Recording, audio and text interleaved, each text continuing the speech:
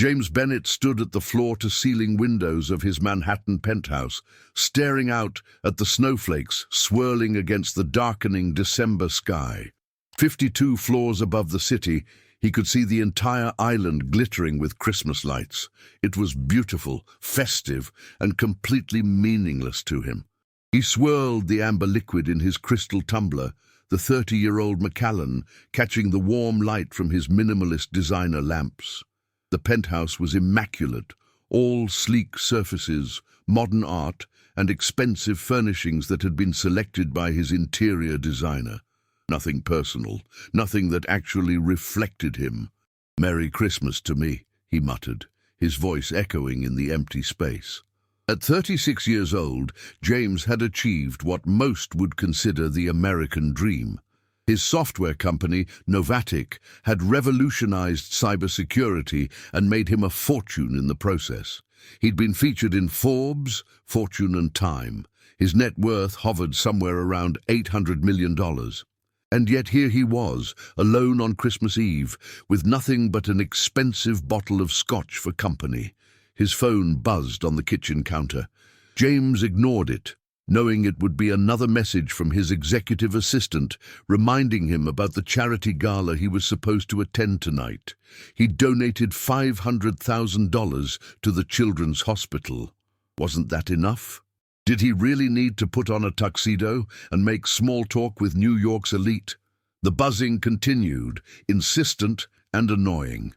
With a sigh, James walked over and glanced at the screen. It wasn't his assistant. It was his mother. "James, honey, we miss you. I know things have been difficult, but it's Christmas. Your father and I would love to see you. Think about it?" He put the phone face down without responding. 3 years had passed since the argument that had driven the final wedge between him and his parents. 3 years of minimal communication and holiday text messages that went unanswered. They didn't understand his life, his choices, the pressure he was under, and he didn't have the energy to explain it anymore. The intercom buzzed, startling him. James frowned. He wasn't expecting any deliveries, and the doorman usually called before sending anyone up. "Yes?" he answered, pressing the intercom button. "Mr. Bennett, there's a delivery for you," came George's voice from the lobby. "From Milano's." James's frown deepened. He hadn't ordered anything from Milano's, the upscale Italian restaurant down the block. "I didn't order food," he said. "The delivery person is insistent, sir. Says it's prepaid and for your address." James sighed. "Fine. Send them up." He walked to the kitchen and set down his drink. Maybe his assistant had ordered dinner for him, knowing he would skip the gala. It wouldn't be the first time Emily had taken it upon herself to make sure he ate something besides scotch for dinner. The soft knock at his door came a few minutes later. James opened it, expecting a delivery person with a bag of food. Instead, he found a woman struggling to balance 3 large pizza boxes, a bag that smelled of garlic bread, and what appeared to be a bottle of wine tucked under her arm. "Oh, thank God," she said, her face partially obscured by the tower of boxes. "These are way heavier than they looked. Can you take—" She stopped abruptly as James took the pizza boxes from her, revealing her face. She was young, maybe early 30s, with warm brown eyes, flushed cheeks, and dark, curly hair escaping from a messy bun. She wore a ridiculously oversized red sweater with a knitted reindeer on it, jeans, and fluffy socks, no shoes. "You're not Joey," she said, blinking in confusion. James stared back at her. "No, I'm not." They stood in awkward silence for a moment, before she peered at his door number. 5210, she read aloud, then grimaced. "Oh no, I'm supposed to be at 5201. She smacked her forehead with her free hand. "I mixed up the numbers, I'm so sorry." James glanced down at the pizza boxes in his hands. "That explains why I didn't order this." "I feel so stupid," she groaned. "It's my friend's birthday, and I organized this whole surprise dinner, and now I'm interrupting your evening and—" She stopped, finally taking him in. Her eyes widened slightly. "Wait, you're James Bennett." James stiffened. This was exactly why he avoided people. The recognition, the inevitable questions about his wealth, his company, his life. "I am," he he said coolly. To his surprise, she didn't seem impressed. If anything, she looked amused. "You're the neighbor who keeps complaining about the noise," she said. 5210, the mysterious millionaire." James frowned. "I don't complain that often." "Dear, 3 times in 2 months," she said, holding up 3 fingers. "Once about my friend's karaoke night, once about my attempt to learn the ukulele, which fair enough, I'm terrible, and once about, and I quote from the building manager, excessive laughter after 11 p.m. James felt his cheeks warm slightly. Put like that, he did sound like a cantankerous old man. "The building has noise regulations," he said stiffly. "It also has a Christmas party for residents that you never attend," she countered, then immediately looked embarrassed. "Sorry, that was rude. It's none of my business." James was startled by her directness. Most people tiptoed around him, careful not to offend the rich, powerful tech mogul. This woman clearly had no such concerns. "I should take these to the right apartment," he said, holding out the pizza boxes. "Right, yes." She shuffled awkwardly, attempting to free a hand to take the boxes. In the process, she nearly dropped the wine bottle. James instinctively stepped forward to catch it, bringing them uncomfortably close in his doorway. "Sorry," she murmured, her face inches from his. Up close, he could see the light dusting of freckles across her nose and the flecks of gold in her brown eyes. The elevator dinged at the end of the hallway, breaking the moment. A delivery person emerged, carrying another bag from Milano's. "Delivery for 5201, the young man called. The woman spun around, nearly dropping everything again. "That's me!" "Well, not me personally, but my apartment." The delivery person approached, looking confused at the scene. James Bennett in his doorway holding pizza boxes, and a woman in fuzzy socks juggling bags of food. "Sophie Martinez?" the delivery guy asked. "That's me," she confirmed, "but I think there's been a mix-up. I already picked up my order, but then I went to the wrong apartment, and now you're here with what seems to be the same order." The delivery person checked his phone. "I have an order for Sophie Martinez, apartment 5201.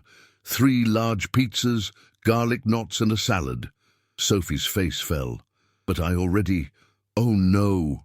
She turned to James with a look of horror. "I took someone else's order, didn't I?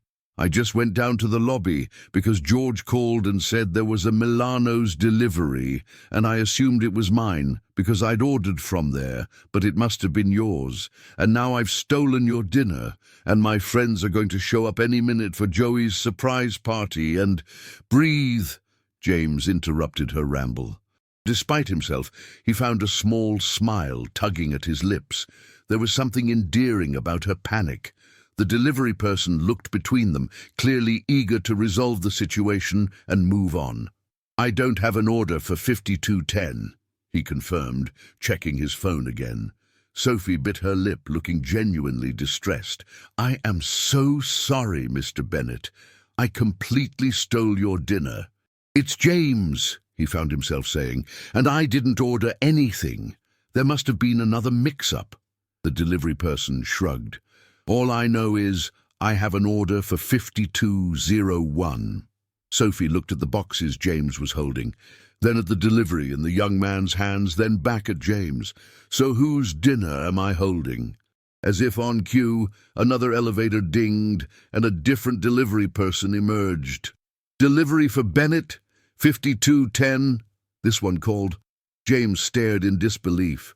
"I didn't order anything," he repeated. The new delivery person approached. "It's already paid for, sir. Order says it's from Emily Chen." Of course, his assistant had indeed ordered him dinner. Sophie burst into laughter, the sound echoing down the hallway. "This is absurd. It's like a sitcom." Despite his usual reserve, James found himself chuckling too. The situation was objectively ridiculous. "So," Sophie said, gesturing with her chin at the boxes he was holding, "those aren't yours or mine. They must belong to someone else entirely." "Delivery for Johnson, 5110, called yet another voice from the elevator. The 4 people in the hallway turned to see a third delivery person looking confused. "Wrong floor," James and Sophie said in unison. The third delivery person checked the order. "Oh, sorry," he muttered, retreating back to the elevator. Sophie's laughter had evolved into a full-bodied giggle that was, against all odds, contagious. James found himself genuinely smiling for what felt like the first time in months. "Okay," she said, trying to compose herself. "Let me solve this. You," she pointed at the original delivery person, "have my actual order for 5201. You," she nodded at the second delivery person, "have Mr. Bennett's dinner from his assistant.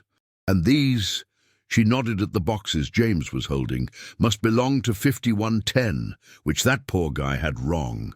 "I'll take these down to 5110, the first delivery person offered, taking the boxes from James. As the delivery people sorted out the confusion, Sophie stood awkwardly in James's doorway, still clutching her wine and garlic bread. "I should let you get back to your evening," she said, suddenly looking self-conscious. "I really am sorry about the mix-up." James should have been relieved. His peaceful, solitary Christmas Eve could resume. Yet as he watched her prepare to leave, he felt an unexpected pang of disappointment. "It's fine," he said. "No harm done." Sophie smiled, and something about it lit up her entire face. "Merry Christmas, James Bennett. Try not to report any excessively joyful holiday celebrations tonight." She turned to leave, but as she took a step, her fuzzy sock slipped on the polished hallway floor. James instinctively reached out to steady her, catching her elbow. The contact was brief, but he felt an odd jolt at the touch. "Careful," he said, his voice coming out softer than he intended. "Thanks," she replied, her eyes meeting his. For a moment neither of them moved. Then the second delivery person cleared his throat. "Your dinner, Mr. Bennett?" James released Sophie's arm and stepped back, the spell broken. He accepted his delivery with a nod of thanks. "Well," Sophie said, backing toward her apartment, "enjoy your dinner, and sorry again for the confusion." "It's really fine," James said, surprised to find he meant it. "Enjoy your friend's birthday celebration." As Sophie walked away, James found himself watching her go, struck by how quickly she had disrupted his carefully maintained isolation, and how he didn't entirely mind. He closed his door and set the food on the kitchen counter, realizing he was still smiling slightly. His phone buzzed again. This time it was his assistant. "Made sure you have dinner. The gala starts at 8. Car will be there at 7:30. Please attend. It's important for the company image." James glanced at his watch. 6:15. Then he looked at the food Emily had ordered, enough for at least 2 people as usual. His gaze drifted to the window, where the snow was falling more heavily now.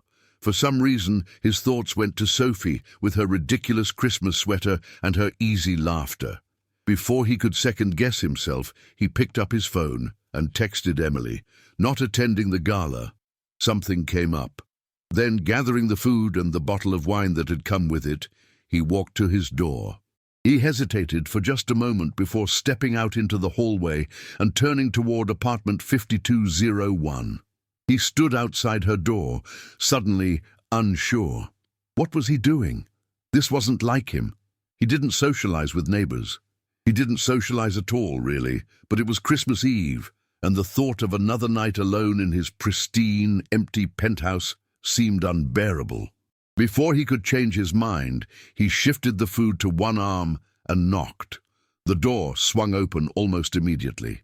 Sophie stood there, now wearing sparkly reindeer antlers on her head, looking surprised to see him. "James? He cleared his throat. "I have too much food. I thought maybe your friends might want some extra." It was a transparent excuse, and from the slight smile playing at her lips, Sophie knew it. But instead of calling him out, she opened the door wider. "What a coincidence," she said. "I was just thinking we might not have ordered enough. Come on in, Mr. Mysterious Millionaire. Joey's going to flip when he sees who I've invited to his birthday." As James stepped into the warm, cluttered apartment, so different from his own sterile space, he felt something shift inside him. Christmas, it seemed, might not be so lonely after all. Sophie's apartment was the complete opposite of James's minimalist penthouse, Where his space was all clean lines and muted tones, hers was an explosion of color and personality. Mismatched furniture crowded the living area, bookshelves overflowed with paperbacks and board games, and every available surface seemed to host either a potted plant or a framed photograph. And the Christmas decorations, they were everywhere. A modest tree stood in the corner, covered in what appeared to be handmade ornaments. Paper snowflakes hung from the ceiling. Strings of multicolored lights framed the windows, casting the room in a warm, festive glow. It was chaotic and cozy in equal measure. "Sorry about the mess," Sophie said, hastily gathering a pile of teaching materials from the coffee table. "I wasn't expecting company beyond my usual friends." "It's fine," James replied, still taking in the sensory overload of her home. He noticed a stack of children's artwork on her dining table, each page bearing the wobbly signature of a different kindergartner. "You're a teacher," he said, remembering her earlier comment about the ukulele. It made sense now. She had probably been practicing for her students. Sophie nodded, placing his food containers beside the pizzas she had ordered. "Kindergarten. 5 years now at Brightwood Elementary in the Lower East Side." James tried to imagine Sophie surrounded by 5-year-olds. The image came easily. Her energy and warmth seemed perfectly suited for children. "Do you like it?" he asked, immediately feeling awkward about the personal question. He wasn't used to small talk. Sophie's face lit up. "I love it. There's nothing like watching a child figure something out for the first time." She paused, studying him curiously. "What about you? Do you like what you do?" The question caught James off guard. People rarely asked if he enjoyed his work. They usually wanted to know how much money he made, or if he could give them investment tips.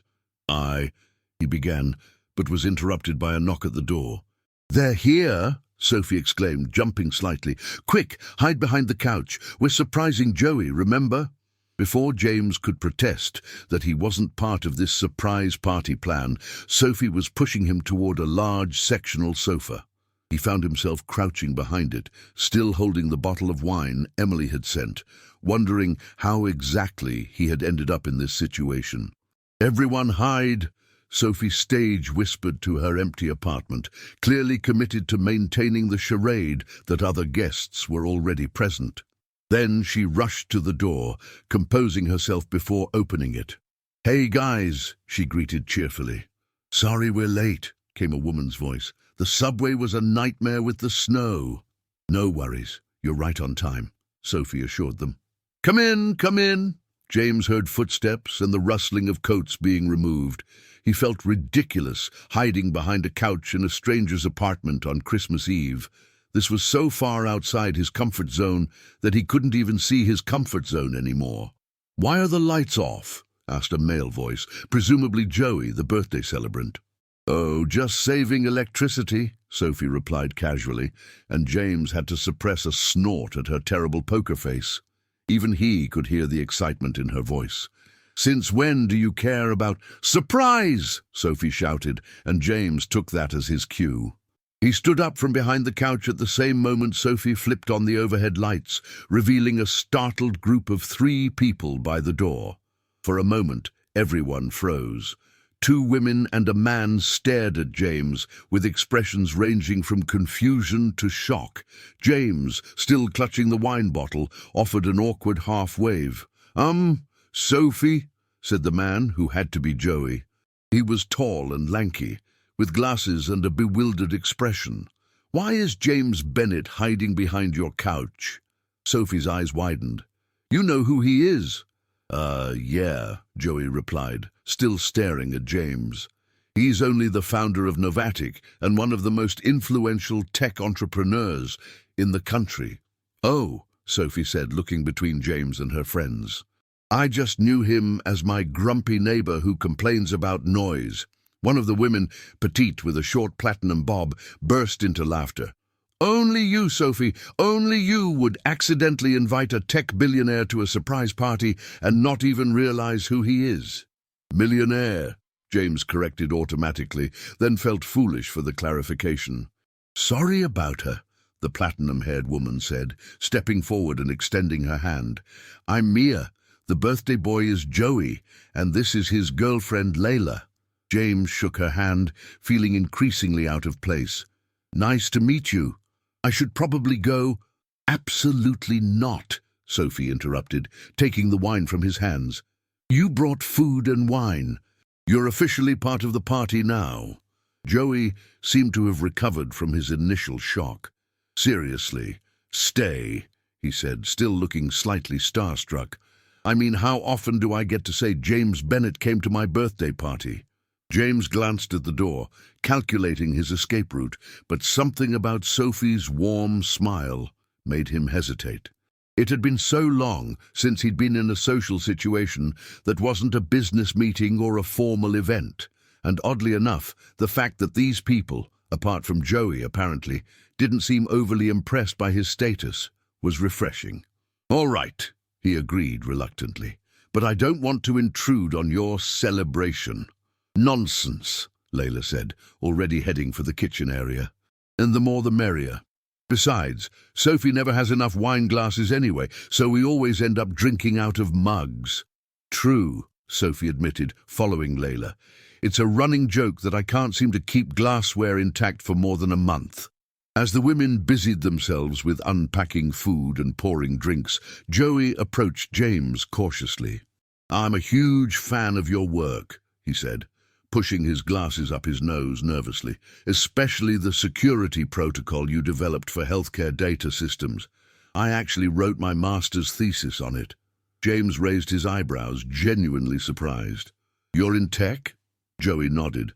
"Cybersecurity, actually. I work for BlazeGuard now, but I've followed your career since your MIT days." "BlazeGuard is doing interesting work," James commented, finding himself engaged despite his discomfort. "Your quantum encryption project made waves at last year's security conference." Joey's eyes widened. "You know about that? I was part of the development team." Before James knew it, he was deep in conversation with Joey about encryption protocols and security vulnerabilities. It was the most stimulating technical discussion he'd had outside of his own company in months. "Food's ready," Sophie announced, interrupting their conversation. She carried a mismatched collection of plates to the coffee table, where Mia and Layla had arranged the pizzas, garlic bread, and the gourmet pasta dishes Emily had ordered for James. "This looks amazing," Joey said, turning his attention to the food. "Did you guys rob a restaurant?" "Funny story," Sophie began, glancing at James with amusement dancing in her eyes.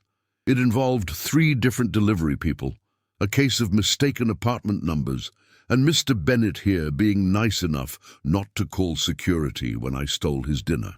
As Sophie recounted the delivery mix-up, embellishing the story with animated gestures and perfect comedic timing, James found himself chuckling along with the others.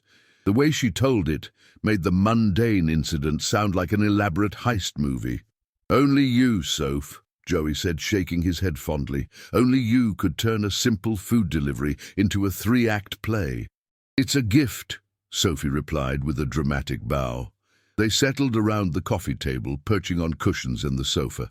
James, unused to such casual dining, sat somewhat stiffly on the edge of an overstuffed armchair.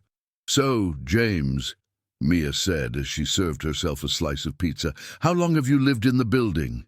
"About 3 years," he replied, accepting the plate Sophie handed him.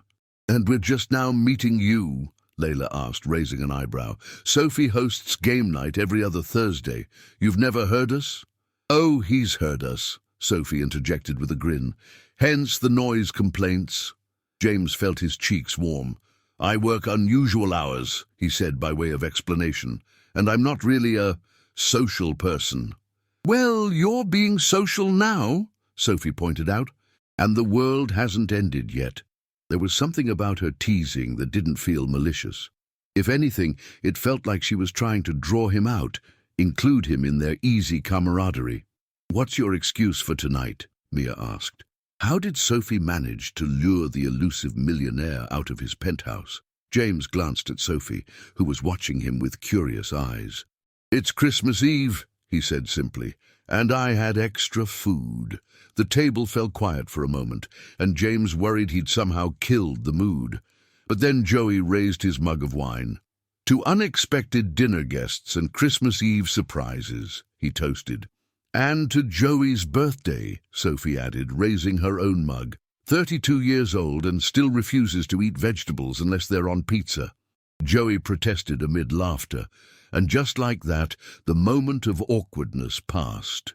As dinner progressed, James found himself relaxing incrementally. The conversation flowed easily among Sophie and her friends, jumping from work anecdotes to pop culture references to embarrassing stories from their shared past. While James couldn't contribute much to these topics, he found himself enjoying the banter. "Okay, but remember when Sophie tried to make a soufflé for that guy she was dating? What was his name? The architect," Mia said, wiping tears of laughter from her eyes. "Ethan," Sophie groaned, covering her face. "And don't remind me I set off the building fire alarm." "That was you?" James asked, surprising himself by joining the conversation. Sophie peeked at him between her fingers.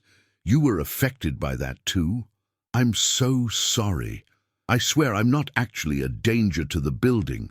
"The evidence suggests otherwise," James replied dryly, earning a chorus of laughter.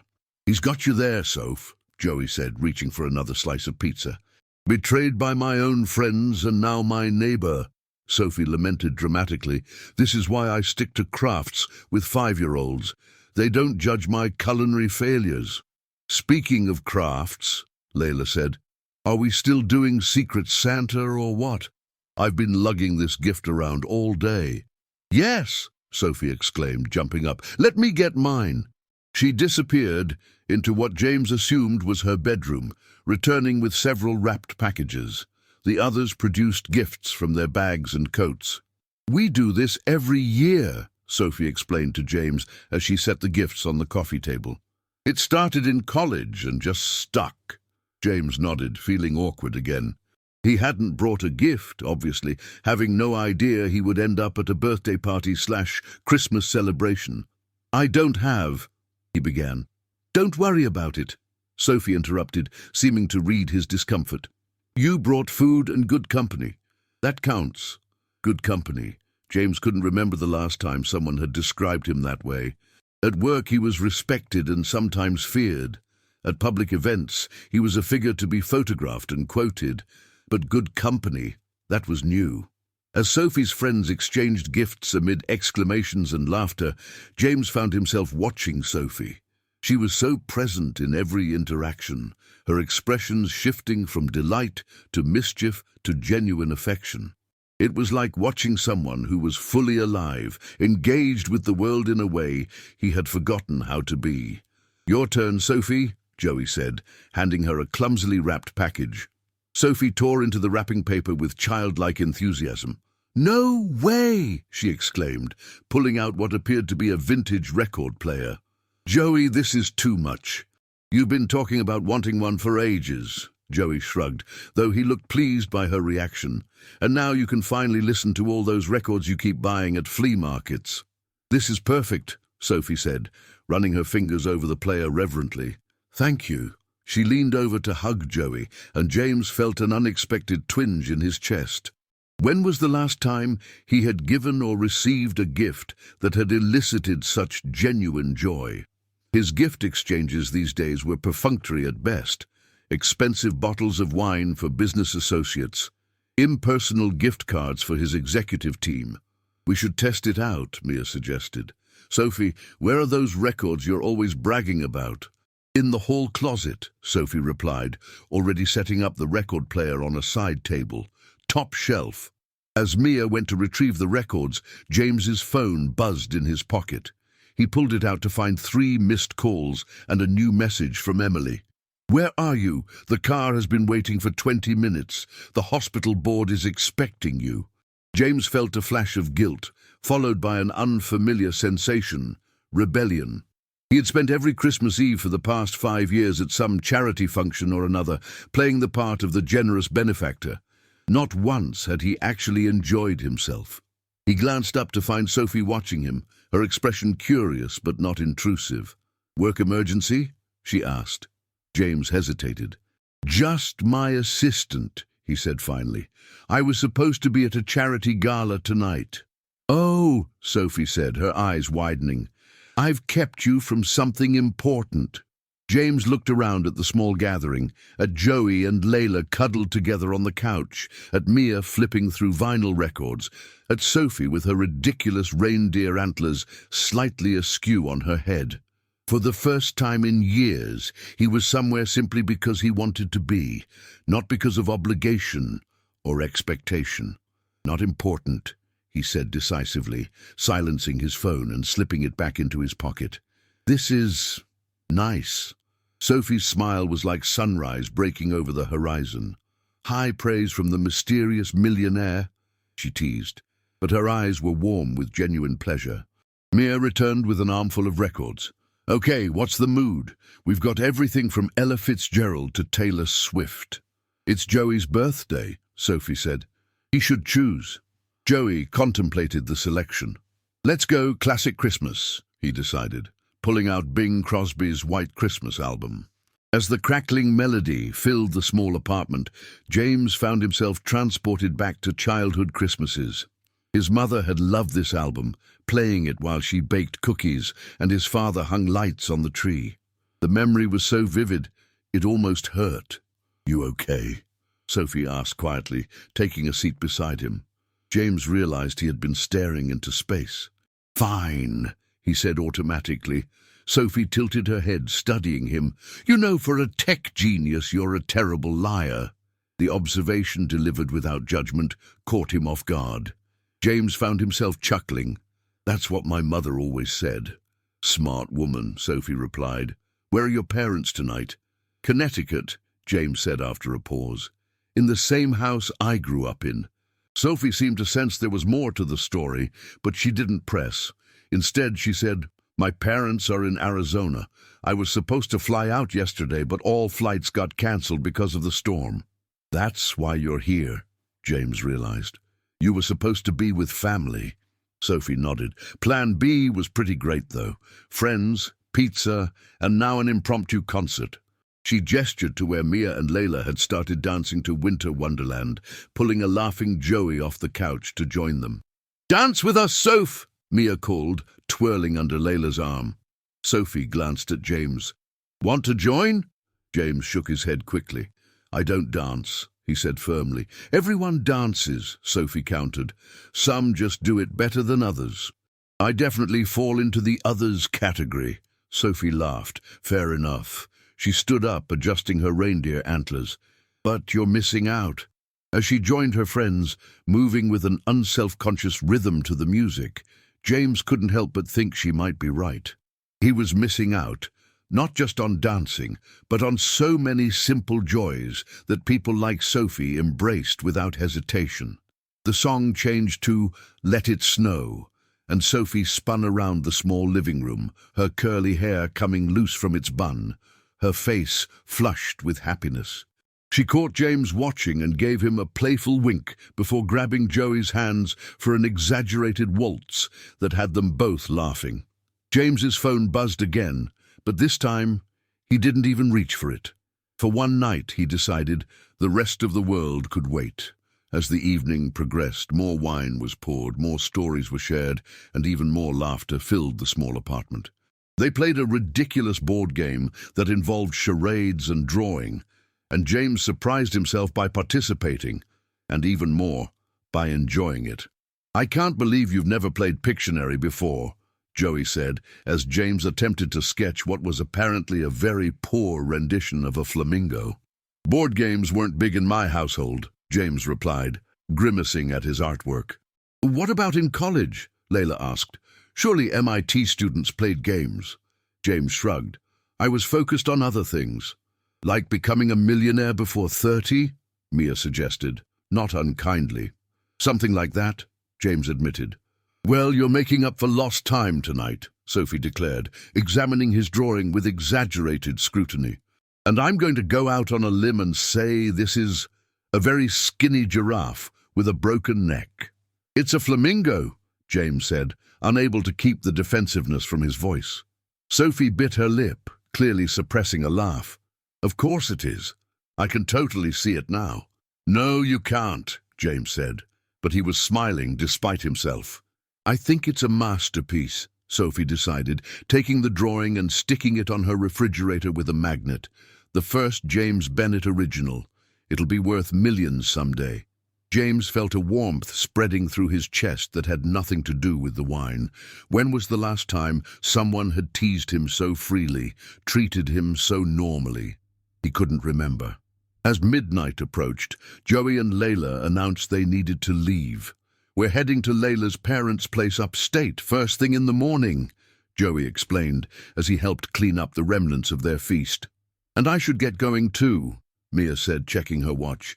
"My sister's kids will be up at the crack of dawn to see what Santa brought." As goodbyes were exchanged, James found himself being pulled into hugs by people he had met just hours ago. "It was so cool to meet you," Joey told him earnestly. "And if you ever need a cybersecurity consultant who will work for pizza, I'm your guy." James smiled, surprised to find the offer touching rather than presumptuous. "I'll keep that in mind." After Joey, Layla and Mia had bundled up against the snow and departed with promises to text when they got home safely, James found himself alone with Sophie in her suddenly quiet apartment. "I should go too," he said, though part of him was reluctant to return to his empty penthouse. Sophie nodded, but made no move toward the door. Instead, she walked to the window, where the snow was still falling heavily. "Look at that," she said softly. "It's beautiful." James joined her at the window. From this side of the building they could see Central Park, its trees and paths transformed into a winter wonderland under the street lamps. "Thank you," Sophie said suddenly, turning to face him. James blinked. "For what?" "For staying," she said simply. "For joining our chaotic little celebration. For being a good sport about Pictionary." James laughed softly. "I think I should be thanking you. This is not how I expected to spend Christmas Eve, but it's been—" He trailed off, searching for the right word. "Fun?" Sophie supplied. James nodded. "Yes, fun."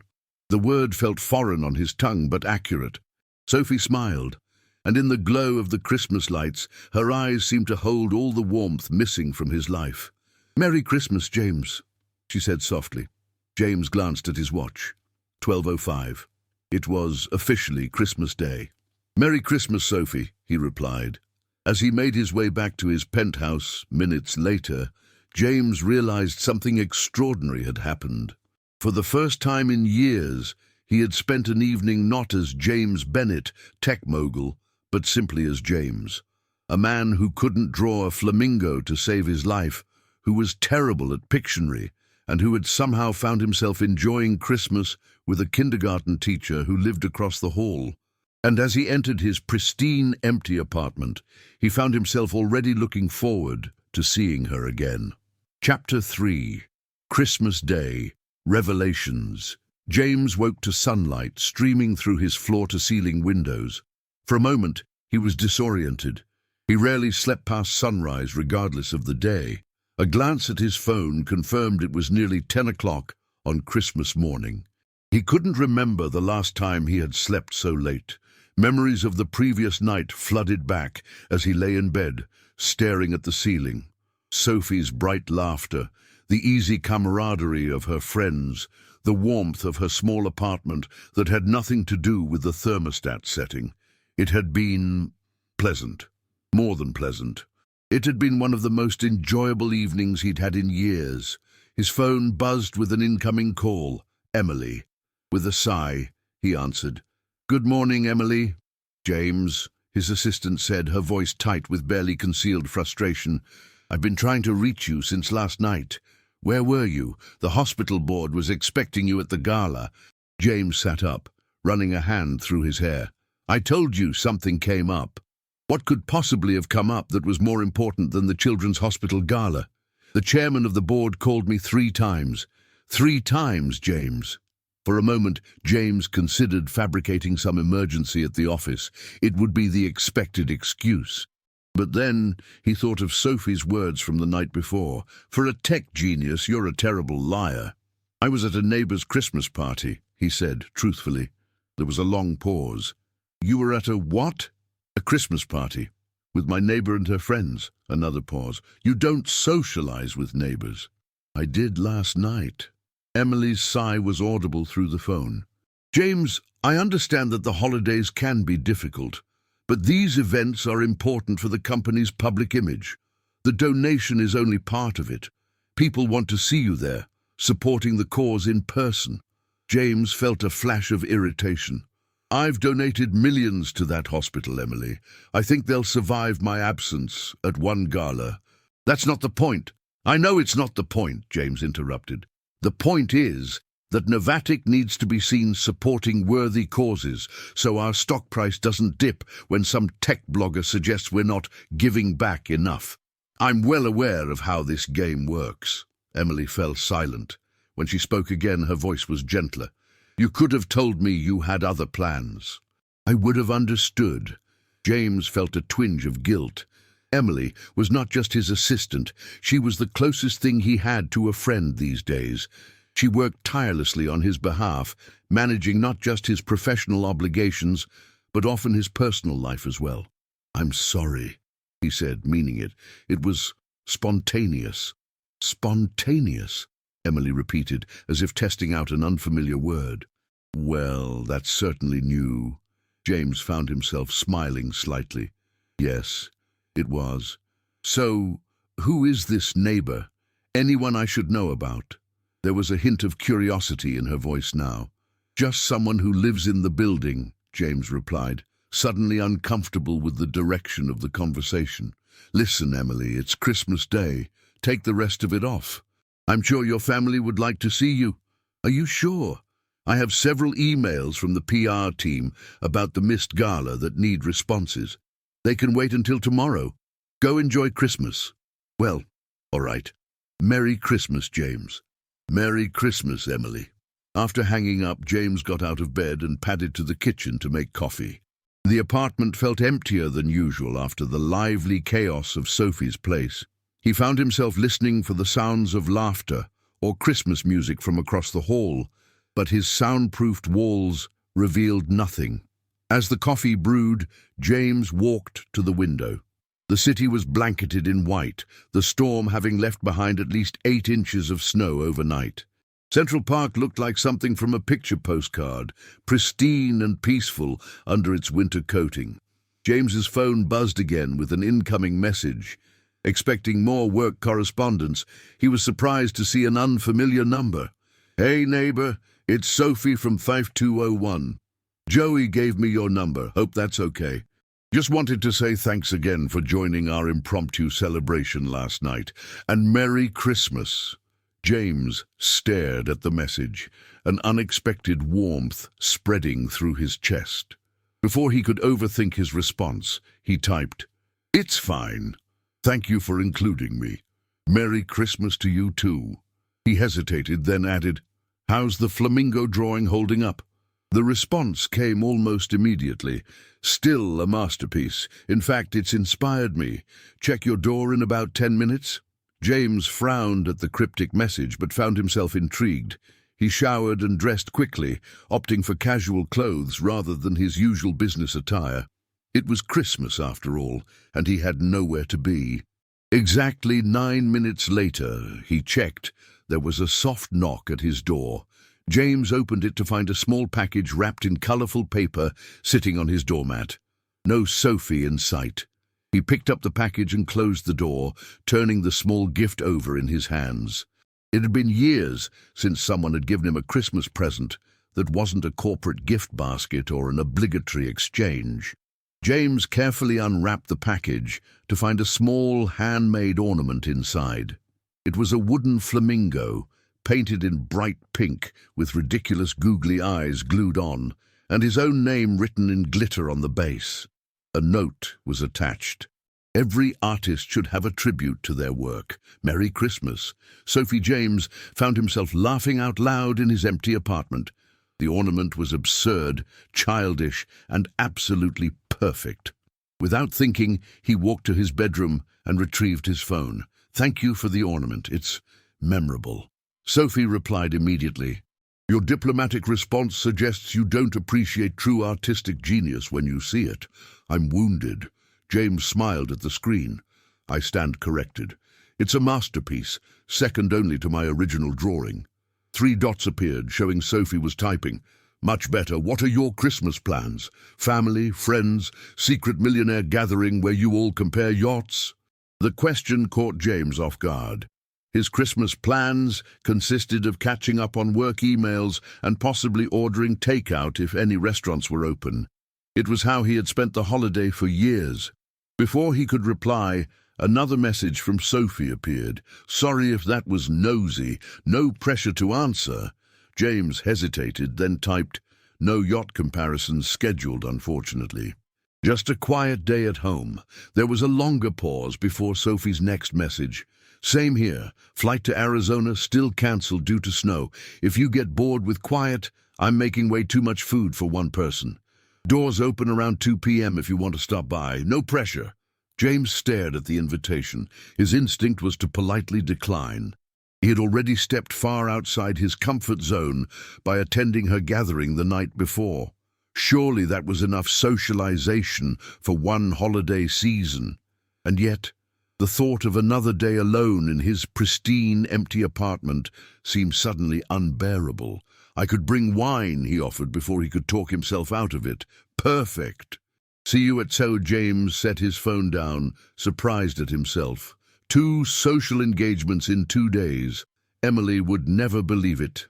The flamingo ornament caught his eye, and on a whim, James walked to his closet and pulled out a small box he kept at the back of the top shelf. Inside were a handful of ornaments, the only personal items he had kept when he moved out of his parents' house years ago. Among them was a small crystal star his mother had given him on his 10th Christmas, engraved with his initials. James had always been fond of it, though he had never bothered to set up a Christmas tree in any of his own homes. He wrapped the star carefully in tissue paper and placed it in a small gift box he found in his desk drawer, left over from a watch he had purchased for a business associate months ago. The morning passed slowly, as James found himself actually anticipating the afternoon. At one point, he caught himself humming White Christmas as he responded to a few essential work emails. It was disconcerting how quickly Sophie had disrupted his carefully constructed routine. At precisely 1:55, James stood outside Sophie's door, wine bottle in one hand and the small gift box in the other. He had changed shirts twice, feeling foolish each time. It was just lunch with a neighbor, not a date. He knocked, and the door swung open almost immediately, releasing the mouth-watering aromas of roasting turkey and baking bread. "You came!" Sophie exclaimed, looking genuinely delighted. She was wearing a different Christmas sweater than the night before, this one featuring a pug wearing a Santa hat, and her curly hair was pulled back with a festive red headband. "I said I would," James replied, stepping inside. He held out the wine, as promised. "Perfect," Sophie said, accepting the bottle. "And what's this?" she asked, noticing the small box. James felt suddenly self-conscious. "Just something small, to reciprocate for the ornament." Sophie's eyes widened. "You got me a gift? You didn't have to do that." "It's nothing, really," James insisted, wishing he hadn't brought it. What had he been thinking? The star was probably worth several $100, an excessive response to a homemade ornament. But Sophie was already opening the box, her expression curious. She carefully unwrapped the tissue paper, revealing the crystal star. Sunlight from the window caught it, sending tiny rainbows dancing across her face. "James," she breathed, holding it up. "It's beautiful." "It was mine," he found himself explaining. "From when I was a kid, I thought, since you like Christmas so much." Sophie looked at him with an expression he couldn't quite read. "This is too much. Something this special." "I want you to have it," James interrupted. "Really, I don't even have a tree." Sophie cradled the ornament carefully. "Thank you," she said softly. Then, with a determined smile, she walked to her Christmas tree and found a prominent branch. "It deserves the place of honor." James watched as she hung the star, adjusting it until it caught the light just right. Beside it hung an assortment of mismatched ornaments, clearly collected over years, each probably with its own story. "Perfect," Sophie declared, stepping back to admire it. "Now come see what I've been cooking all morning while you bring me priceless heirlooms." The kitchen counter was covered with dishes in various stages of completion. A golden brown turkey resting under foil, a pot of something that smelled like cranberries simmering on the stove, rolls rising in a pan, and various vegetables prepped for roasting. "This is a lot of food for someone who was expecting to be alone," James observed. Sophie shrugged, looking slightly embarrassed. "I may have been a little overambitious. Cooking helps me not think about missing my family's Christmas. I've been doing this since 6 this morning." "Since 6, James repeated, impressed despite himself. "I don't think I've ever spent that much time cooking anything." "Really?" Sophie asked, handing him a glass of wine. "Not even for special occasions?" James shook his head. "I usually order in or go out. Even on Christmas." Sophie looked genuinely puzzled. "Especially on Christmas. Most high-end restaurants have special menus for the holidays." Sophie contemplated this as she stirred the cranberry sauce. "That sounds fancy, but kind of lonely." The observation, delivered without judgment, struck James more deeply than he expected. It was lonely, but he had convinced himself it was what he preferred. "So," Sophie continued, changing the subject smoothly, "do you want to help with the potatoes? I need them peeled." James blinked. "You want me to peel potatoes?" Sophie grinned. "What, are your millionaire fingers too delicate for manual labor?" James found himself smiling back. "I'll have you know I worked in a restaurant during college." "Really?" Sophie looked genuinely surprised. "I wouldn't have guessed that." "For exactly 3 weeks," James admitted. "Then I got an internship at a tech startup and never looked back." Sophie laughed, handing him a peeler and a bowl of potatoes. "Well, let's see if you remember anything." To his surprise, James found himself enjoying the simple task. Sophie worked beside him, humming Christmas carols as she prepared the stuffing. The kitchen was warm and fragrant, and there was something soothing about the rhythmic motion of peeling. "So," Sophie said after a comfortable silence, "you mentioned your parents live in Connecticut. Do you see them often?" James hesitated, the peeler pausing in his hand. "No," he said finally. "Not for a few years now." Sophie gave him a sidelong glance but didn't press. "My family is loud and chaotic," she offered instead.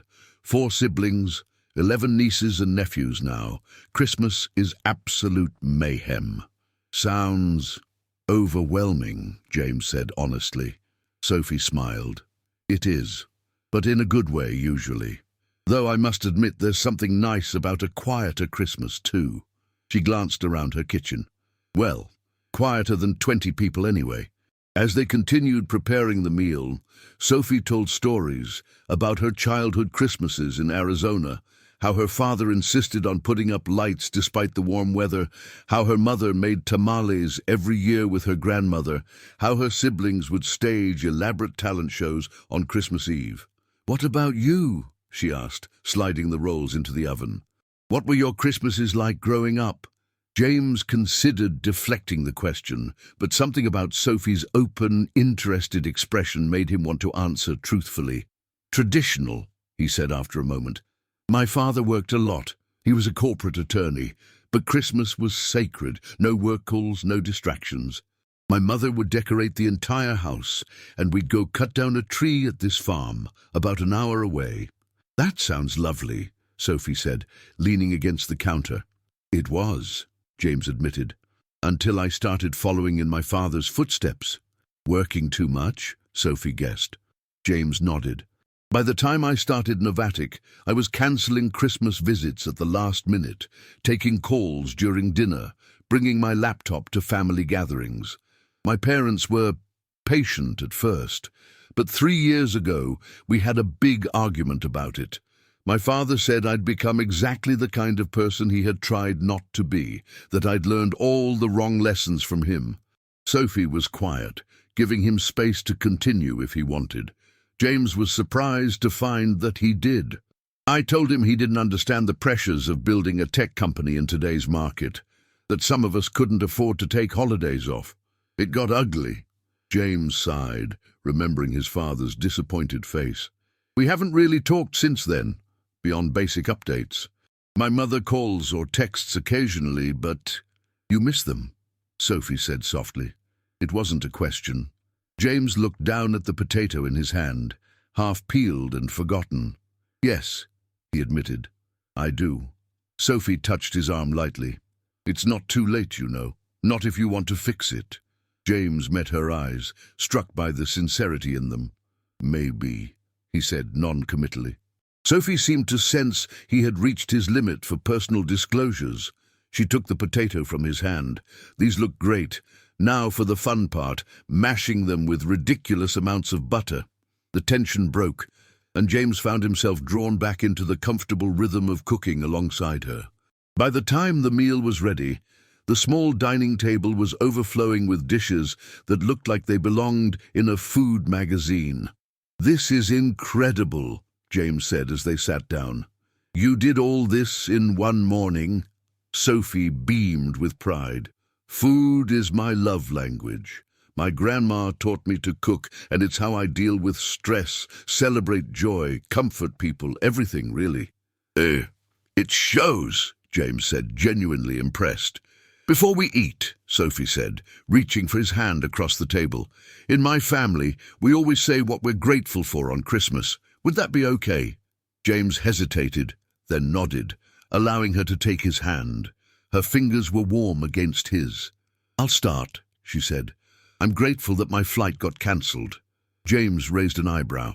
Because, Sophie continued with a smile, if I had made it to Arizona, I wouldn't have met my grumpy neighbor who turns out to be pretty decent company. The compliment, simple and sincere, caught James off guard. Thank you. Your turn, Sophie prompted gently. James cleared his throat, feeling unusually vulnerable. I'm grateful for unexpected invitations, he said finally, and for people who don't let me hide behind my usual excuses. Sophie squeezed his hand, her eyes warm. Good answer. As they ate, conversation flowed easily between them. Sophie asked about his company without the usual focus on his wealth or success, genuinely interested in the technology and the problems it solved. James found himself explaining complex security protocols in simple terms, surprised by her quick understanding and insightful questions. In turn, he asked about her teaching, listening as she described the challenges and joys of working with 5-year-olds, the creative approaches she used to engage different learning styles, and her passion for early childhood education. Most people's eyes glaze over when I talk about pedagogical theory, Sophie admitted, as they moved to the couch with coffee and pie. So thank you for listening. It's interesting, James said truthfully. You obviously care deeply about it. I do, Sophie agreed, just like you care about cybersecurity, even if most people would find it deathly boring. James laughed. Fair point. They fell into comfortable silence, watching the snow begin to fall again outside the window. The Christmas tree lights twinkled softly, the crystal star catching and refracting the colorful glow. I should check the weather report, Sophie said eventually, reaching for her laptop. See if there's any chance my flight tomorrow will actually happen. James felt an unexpected pang at the thought of her leaving, which was ridiculous. He had only met her yesterday. Sophie pulled up the forecast, her expression falling as she read. Well, that's that. All flights still grounded through at least tomorrow night. She closed the laptop with a sigh. I guess I'll have to reschedule for after New Year's. I'm sorry, James said, meaning it. I know how much you wanted to see your family. Sophie shrugged, but he could see the disappointment in her eyes. It's okay. There's always next year. And I've had a pretty nice Christmas anyway, all things considered. James found himself wanting to comfort her, to somehow make up for the disappointment of missing her family Christmas. An idea struck him, impulsive and completely out of character. "Do you have plans for tomorrow?" he asked. Sophie looked surprised by the question. "Not anymore. Why?"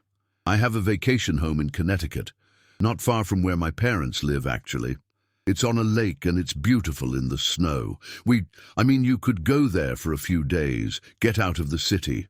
The words tumbled out before he could reconsider them. James wasn't sure what had possessed him to make such an offer. He never invited people to his lake house. It was his private retreat, the one place he went to truly be alone. Sophie stared at him, clearly taken aback. "Are you inviting me to your lake house?" "Yes," James said, committed now. "If you'd like. It's just sitting empty. And it seems a shame for you to be stuck in the city when you could be enjoying the snow and the quiet." "Would you be coming too?" Sophie asked, her expression unreadable. James hesitated. The responsible thing would be to stay in the city, to catch up on work, to maintain his usual routine. And yet, "I could," he said cautiously, "if you'd be comfortable with that.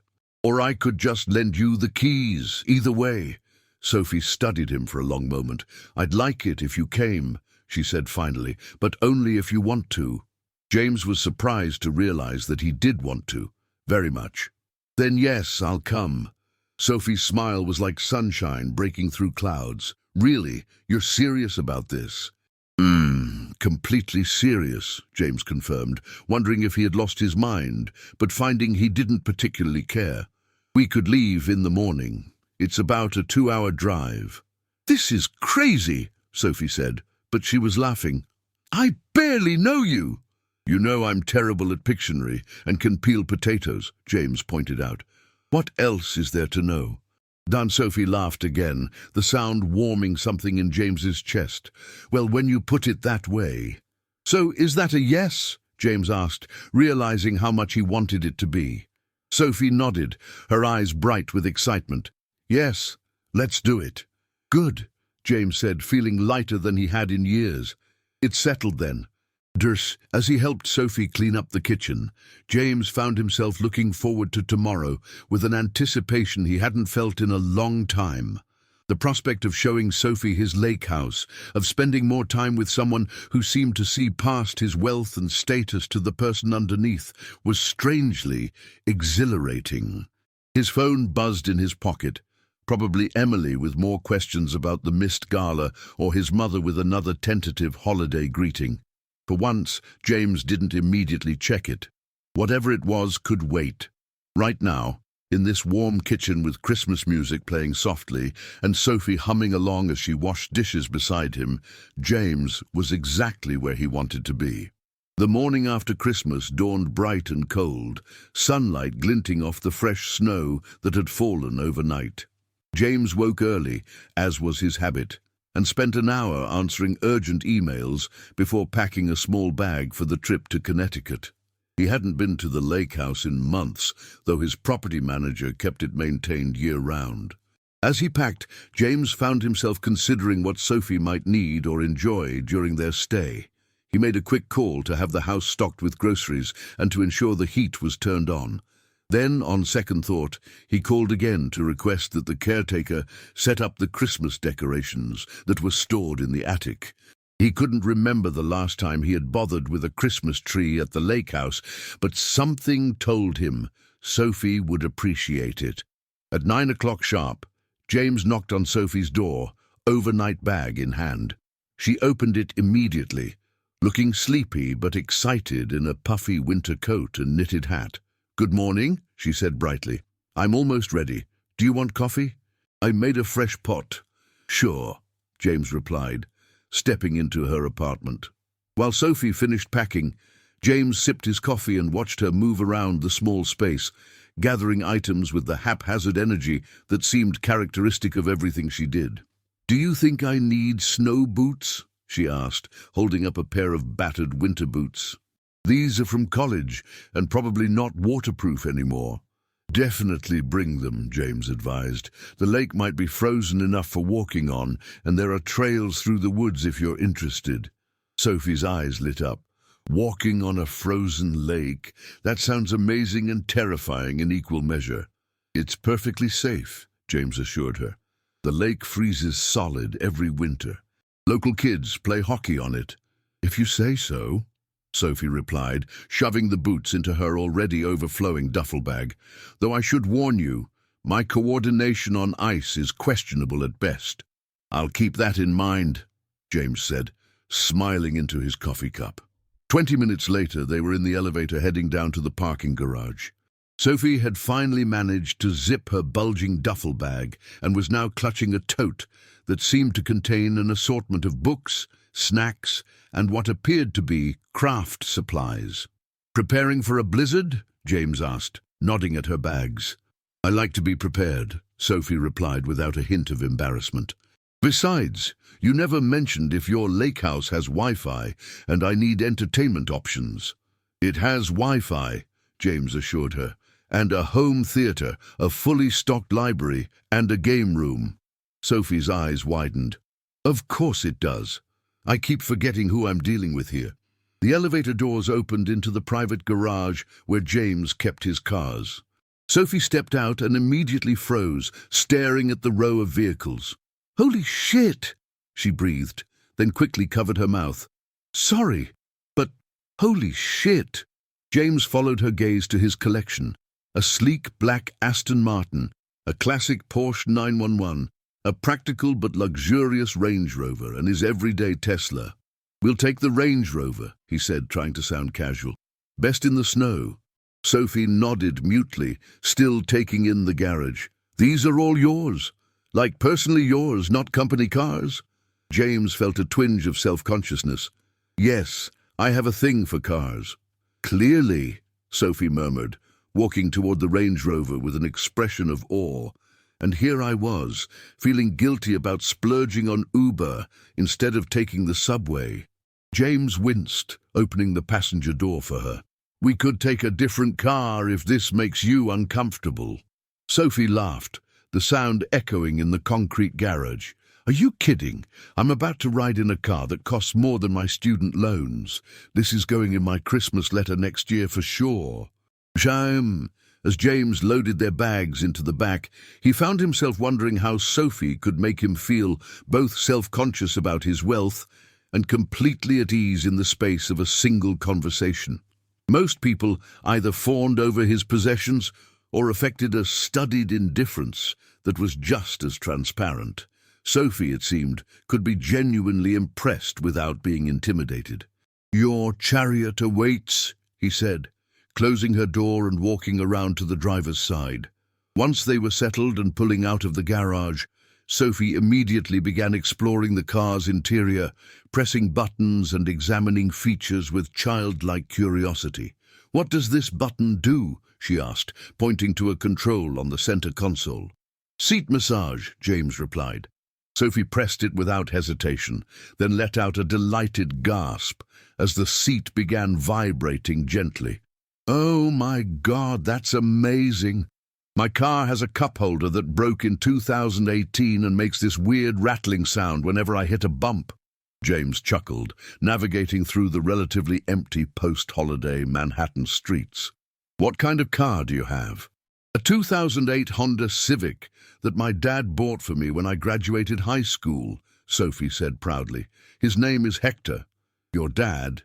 "No, my car," Sophie clarified, as if it were the most normal thing in the world to name a 15-year-old Honda.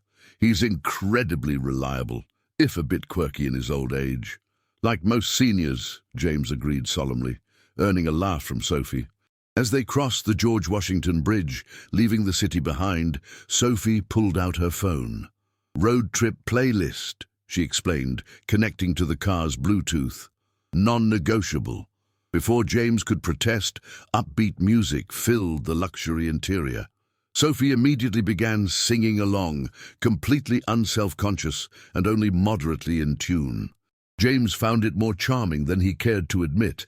"Come on," she encouraged during the chorus. "I know you know this one. Everyone knows Journey." James shook his head, but found himself humming along despite his best efforts not to. There it is, Sophie exclaimed triumphantly. The mysterious millionaire can carry a tune. I wouldn't go that far, James demurred, but he was smiling. As they drove through Westchester County and into Connecticut, Sophie kept up a steady stream of conversation, punctuated by enthusiastic commentary about the scenery. She told him about her siblings, an older brother who was a firefighter, twin sisters who ran a bakery together, and a younger brother in medical school. She described her kindergarten students with such detail that James felt he knew them personally, from quiet, artistic Maya to boisterous, trouble-making Ethan. In return, James found himself sharing more than he usually would.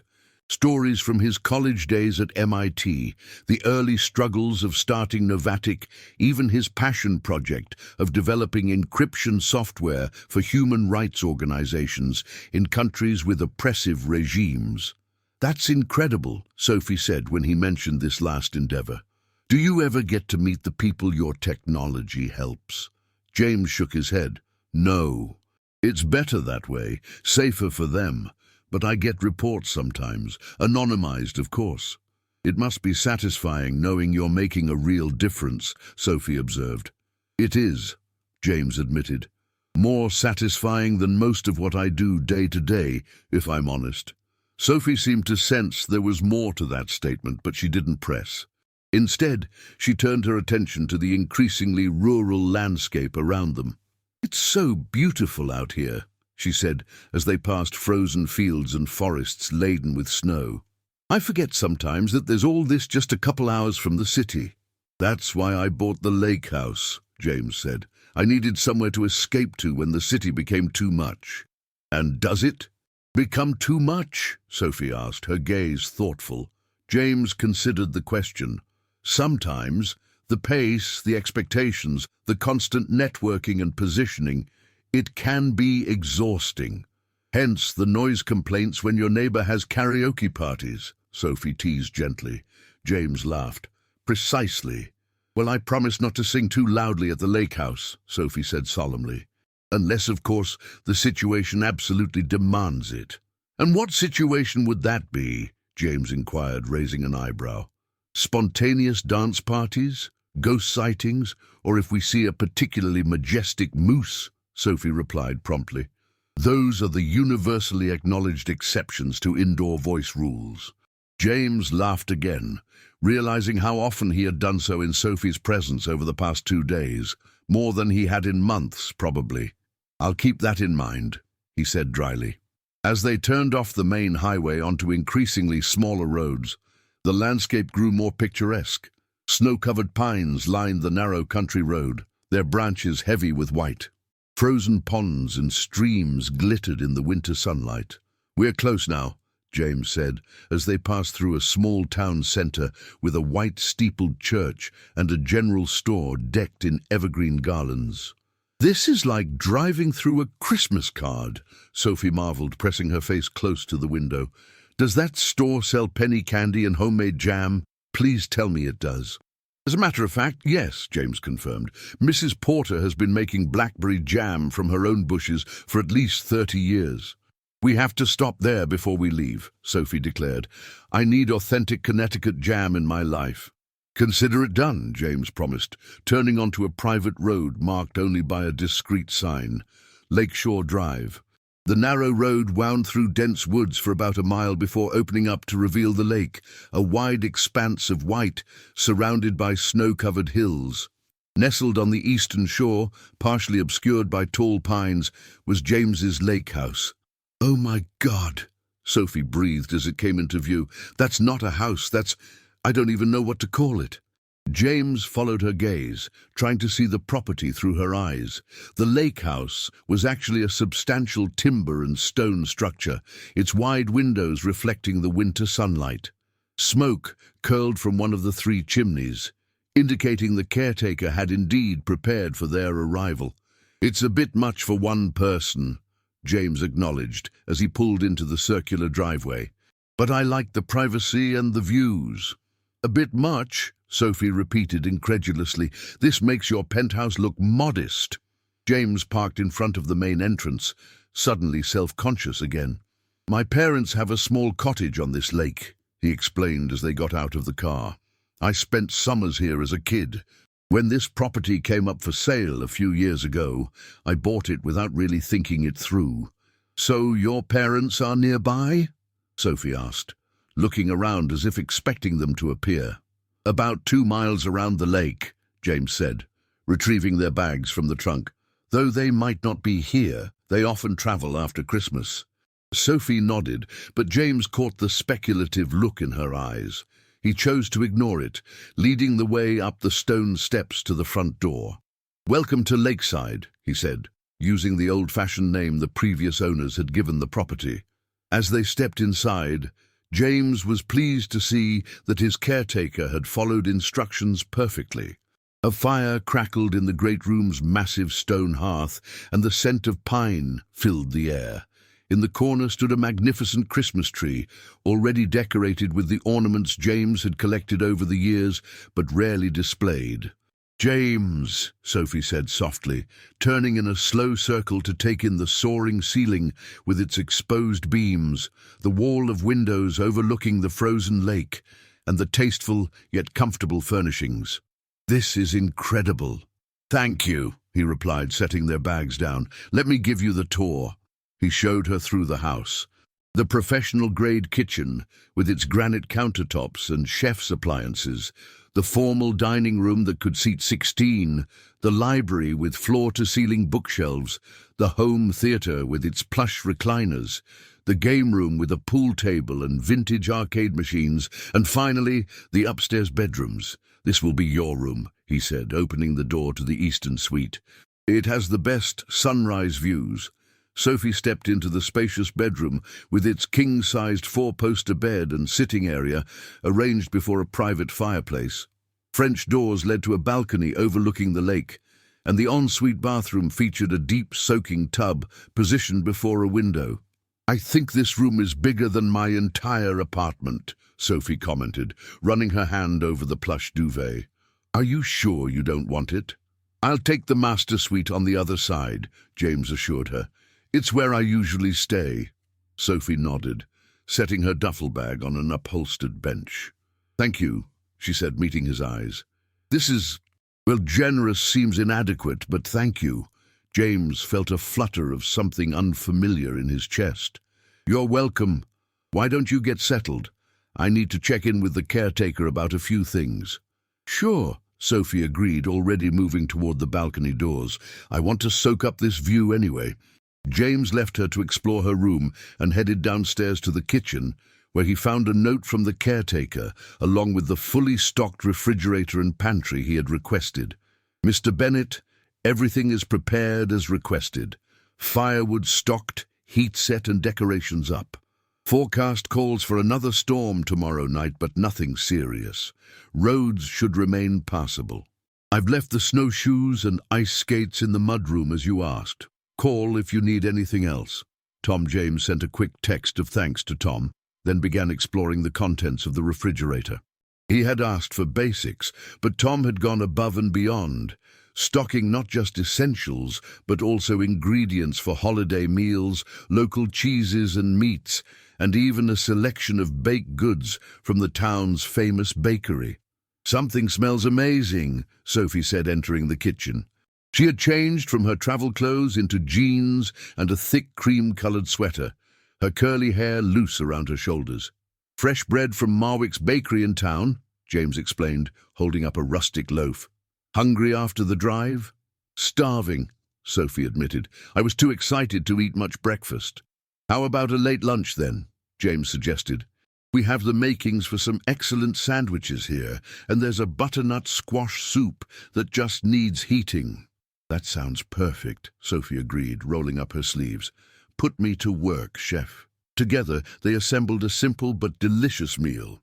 James heated the soup, while Sophie sliced bread and arranged a platter of cheeses, meats, and pickled vegetables.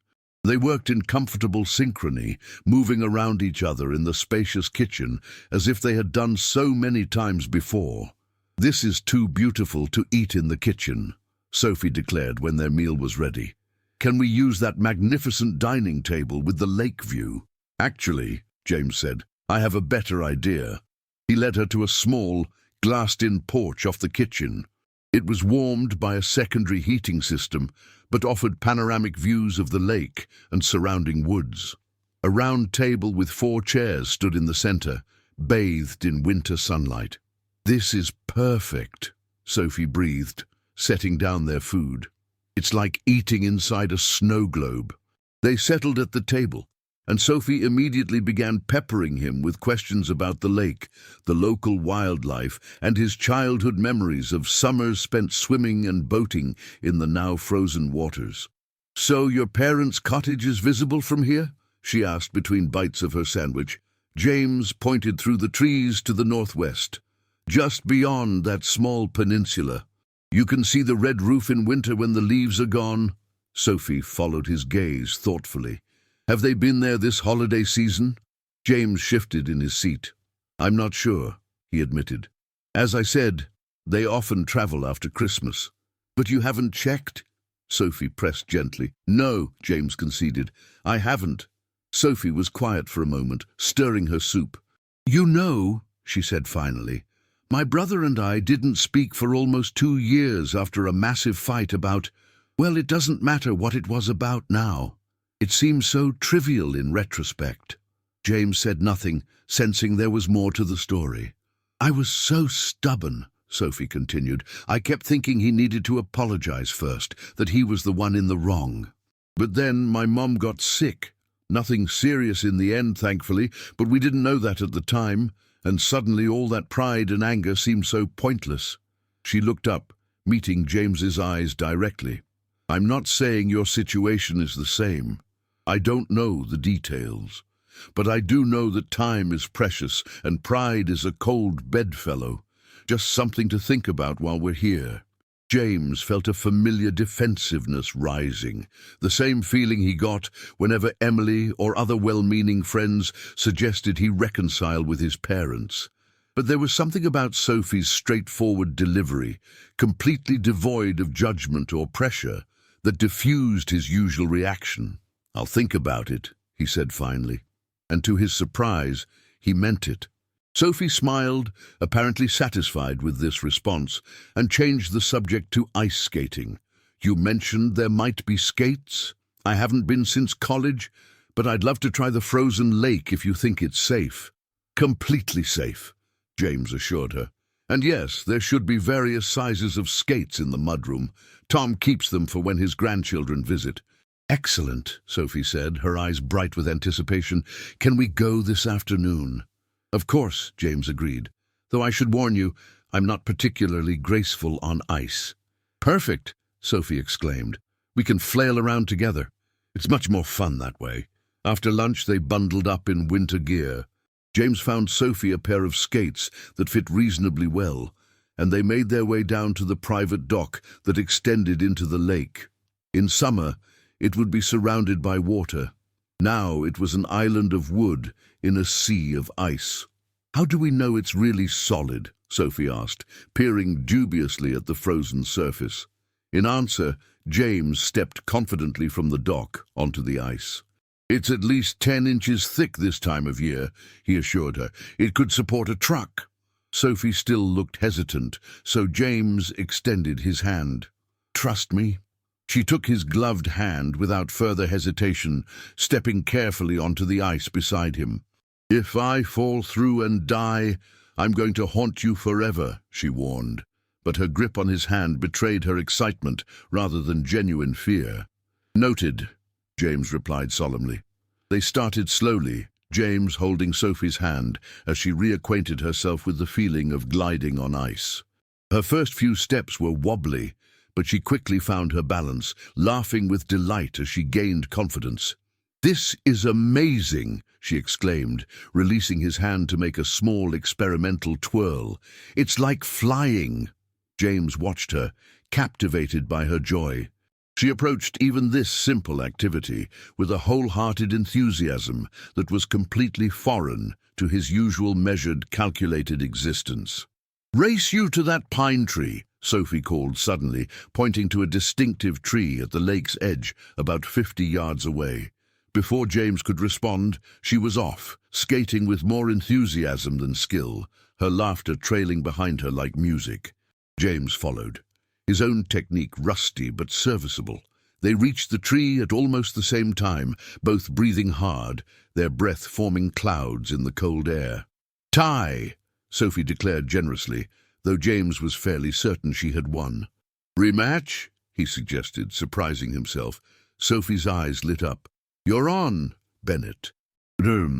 They spent the next hour racing across different stretches of the frozen lake, exploring the shoreline from this unique vantage point, and occasionally stopping to examine interesting ice formations or animal tracks in the snow along the edges. Eventually, the December sun began its early descent toward the horizon, casting long shadows across the ice and painting the snow-covered landscape in shades of gold and pink. "We should head back before it gets dark," James suggested, suddenly aware that the temperature was dropping with the sun. Sophie nodded, her cheeks flushed with cold and exertion. "I think my toes are going numb anyway," she admitted. "But this was incredible, thank you." As they made their way back to the dock, Sophie slipped on a rough patch of ice. James reacted instantly, catching her around the waist before she could fall. For a moment they stood frozen in an awkward embrace, Sophie's mittened hands gripping his coat, her face inches from his. Thanks," she said, her breath warm against his chin. "No problem," James replied, acutely aware of how close she was, of the way her eyes reflected the golden light of the setting sun. Sophie regained her balance, but didn't immediately step away. For a heartbeat, James hoped she might lean closer. Then the moment broke as a flock of geese flew overhead, their calls echoing across the lake. Sophie stepped back, tucking a strand of hair behind her ear, with a slightly embarrassed smile. "My hero," she said lightly, "saving me from certain bruising." "Just doing my duty as host," James replied, matching her tone while trying to ignore the lingering warmth where she had pressed against him. They made their way back to the house in comfortable silence, both lost in their own thoughts. As they removed their skates in the mudroom, James found himself stealing glances at Sophie. The way she bit her lip in concentration as she unlaced her skates, the elegant curve of her neck as she unwound her scarf, the delicate profile of her face framed by wild curls escaping from her hat. "Hot chocolate," he suggested as they hung their coats on hooks by the door. "It seems appropriate after ice skating." "Absolutely," Sophie agreed enthusiastically. "With marshmallows if you have them." "I'm sure Tom thought of everything," James said, leading the way to the kitchen. True to form, the caretaker had indeed stocked gourmet hot chocolate and a bag of artisanal marshmallows. James set about heating milk in a saucepan while Sophie explored the pantry. "This is like a gourmet shop," she marveled, emerging with a tin of shortbread cookies. "Does Tom do the shopping for your city place too? Because if not, you should seriously consider it." James laughed. "No, Emily handles that, my assistant," he clarified at Sophie's questioning look. "Ah, yes. The one who ordered your Christmas dinner," Sophie remembered. "She must be very efficient." "She is," James confirmed. "I'd be lost without her." "What does she think of you running off to Connecticut with a stranger right after Christmas?" Sophie asked, her tone casual but her eyes curious. James focused on stirring the hot chocolate. "I didn't exactly specify who I was coming with," he admitted, "just that I'd be at the lake house for a few days." "Ooh, mysterious," Sophie teased, hopping up to sit on the counter beside the stove. "Is James Bennett having an off-the-books adventure?" "Something like that," James agreed, finding he rather liked the idea. When the hot chocolate was ready, they carried their mugs to the great room where the fire had burned down to glowing embers. James added a few logs, and soon the flames were crackling again, filling the room with warmth and dancing light. They settled on the plush rug before the hearth, Sophie cross-legged with her mug cradled in both hands, James leaning against the coffee table. Outside, the last light was fading from the sky, stars beginning to appear in the clear winter night. "This is perfect," Sophie sighed contentedly, taking a sip of her cocoa. I can't believe 24 hours ago I was moping around my apartment feeling sorry for myself because I couldn't get to Arizona.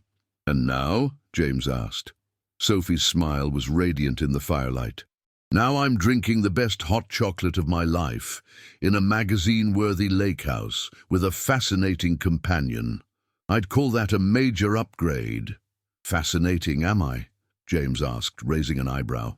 Absolutely, Sophie confirmed without hesitation. You're like one of those Russian nesting dolls. Every time I think I've figured you out, there's another layer underneath. James wasn't sure how to respond to that.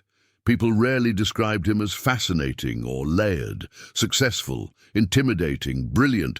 These were the adjectives usually applied to him. But Sophie seemed to be seeing something different, something beyond the carefully constructed persona he presented to the world. I could say the same about you, he replied finally. Sophie laughed. Me? I'm an open book. What you see is what you get.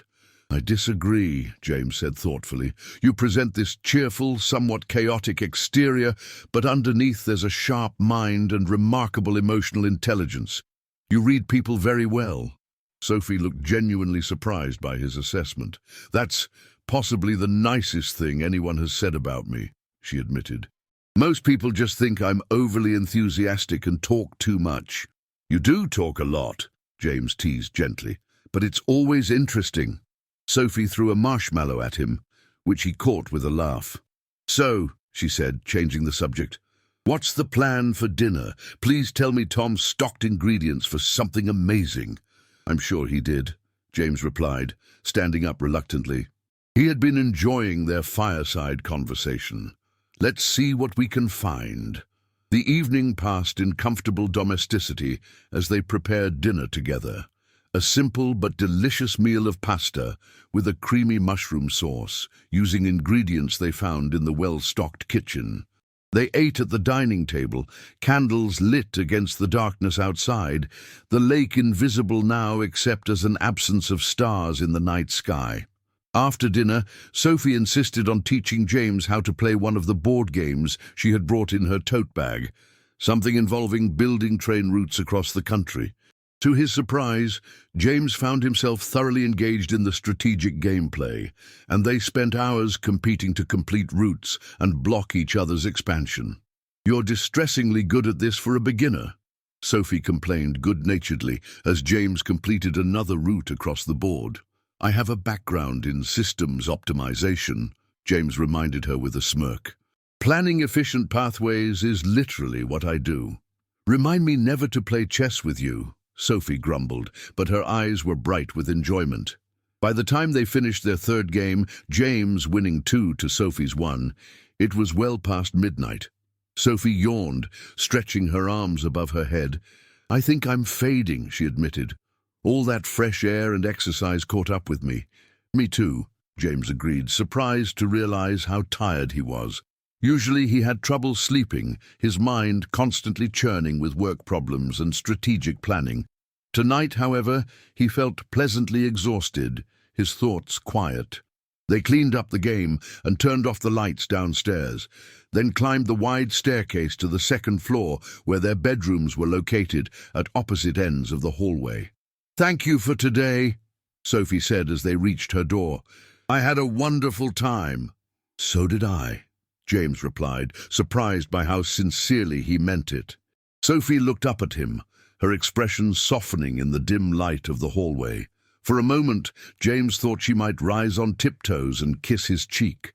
Instead, she reached out and squeezed his hand briefly. Good night, James, she said softly. Sleep well. Good night, Sophie, he replied, watching as she slipped into her room and closed the door behind her. James stood in the hallway for a long moment, looking at her closed door, his hand still warm from her touch. Then he turned and walked to his own room, wondering what tomorrow might bring and, for once, not trying to plan or control it. As he prepared for bed, James found himself drawn to the window overlooking the lake. The night was clear, stars reflecting on the frozen surface below. In the distance, barely visible through the trees, A single light glowed from the direction of his parents' cottage. They were home for the holidays after all. James stood at the window for a long time, thinking about Sophie's words from lunch. Time is precious, and pride is a cold bedfellow. Perhaps, he thought as he finally turned away, it was time to let go of pride. James woke to the scent of coffee and the sound of soft music drifting up from downstairs. For a moment he was disoriented. The lake house was never filled with such signs of life when he visited alone. Then he remembered. Sophie.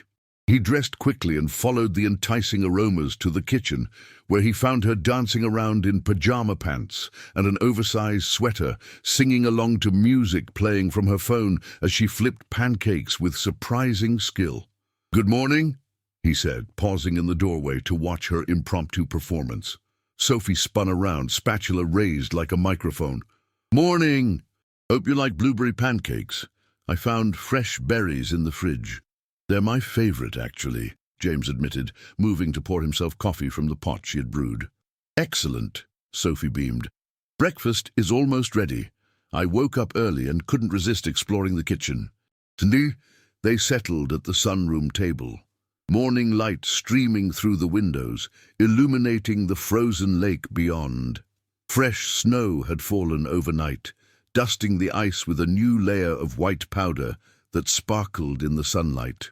"It's even more beautiful in the morning," Sophie said, following his gaze. "I stood on the balcony for at least 20 minutes just staring." "It never gets old," James agreed, "even after all these years."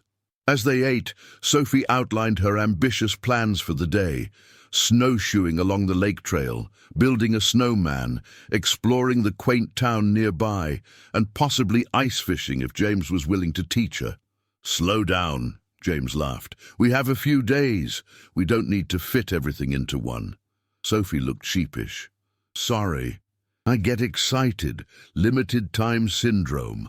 I want to experience everything." "We'll do as much as we can," James promised, "but maybe we start with snowshoeing this morning." After breakfast, they bundled up and strapped on the snowshoes James found in the storage room. Sophie was a quick learner, though she fell twice in the deep snow, laughing as James helped her up. They followed a trail that wound through the woods along the lakeshore, Sophie marveling at animal tracks and frozen waterfalls, James pointing out landmarks from his childhood. The cove where he caught his first fish, the giant pine tree he used to climb, the natural rock formation that local kids called Dragon's Back. "Your parents' place is just ahead, isn't it?" Sophie asked casually as they rounded a bend in the trail. James hesitated, then nodded. "Just through those trees." Sophie studied his face for a moment. "Would you like to stop by? Just to say hello?" The question hung in the cold air between them. James looked toward the cottage, remembering Sophie's story about her brother, about wasted time and pride. "Yes," he said finally. "I think I would." Sophie's smile was soft and encouraging. "Want me to wait here?" James considered, then shook his head. "No. I'd like you to meet them, if that's okay." "I'd be honored," she replied simply. The walk to the cottage took less than 5 minutes, but to James it felt like crossing a vast distance, not just physical space, but the 3 years of silence and hurt that had separated him from his parents.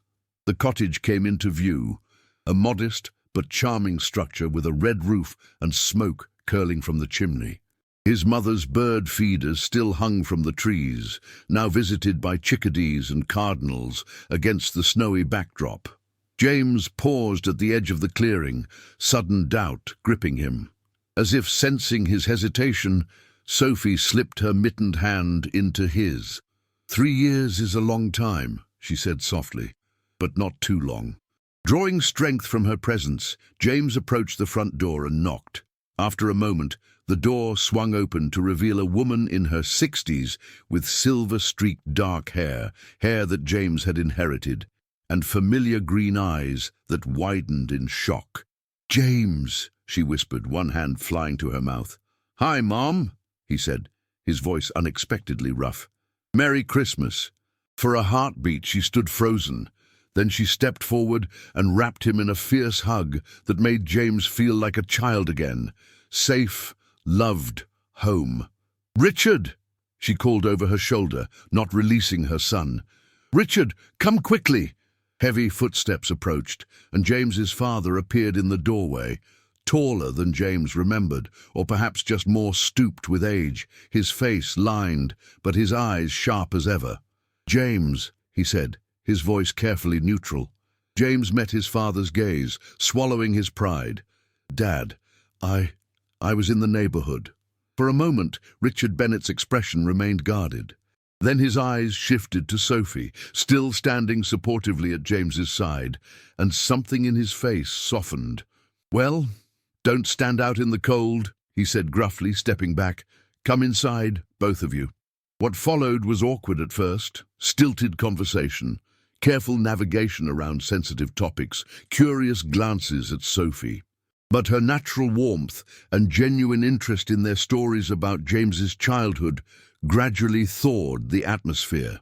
Over cups of hot tea in the cottage's cozy living room, walls adorned with family photos that included James at various ages, the conversation slowly became more natural.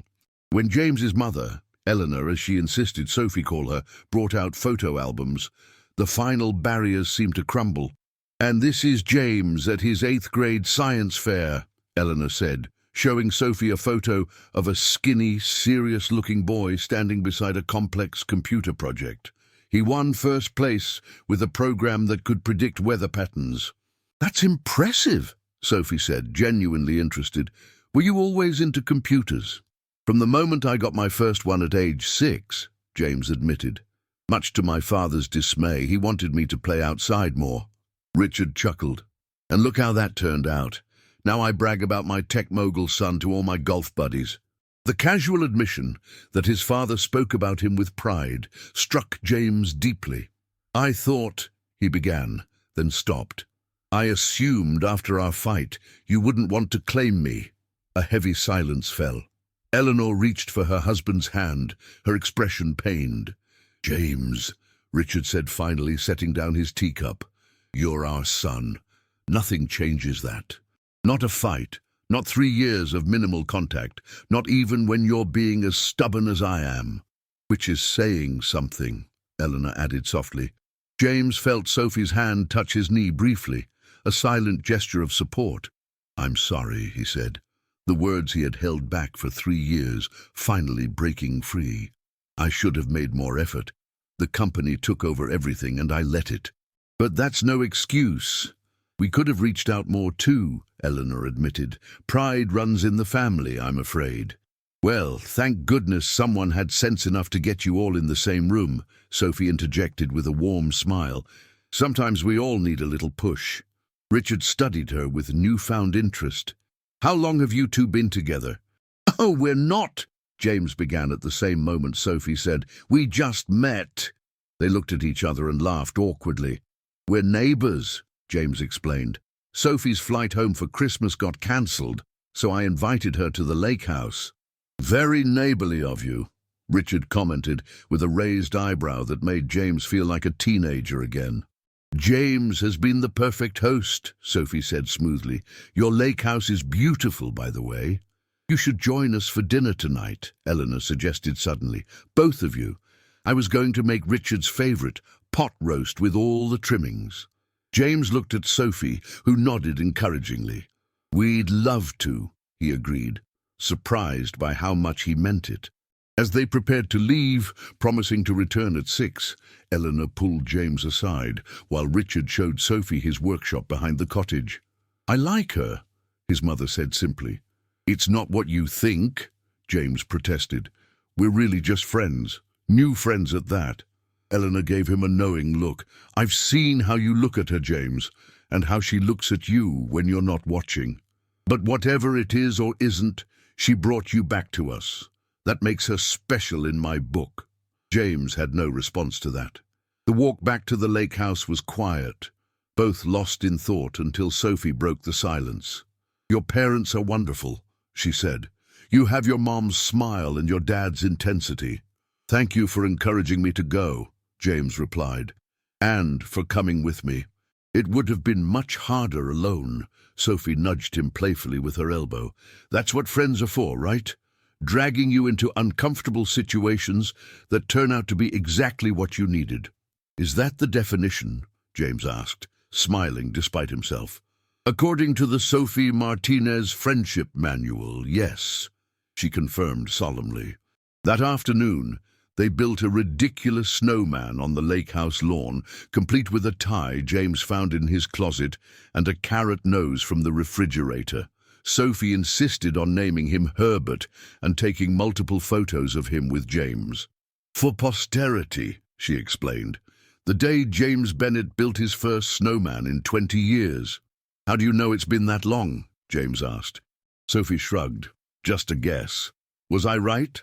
Pretty close, James admitted. 18 years, give or take. That's criminal, Sophie declared. Snowman building should be an annual requirement.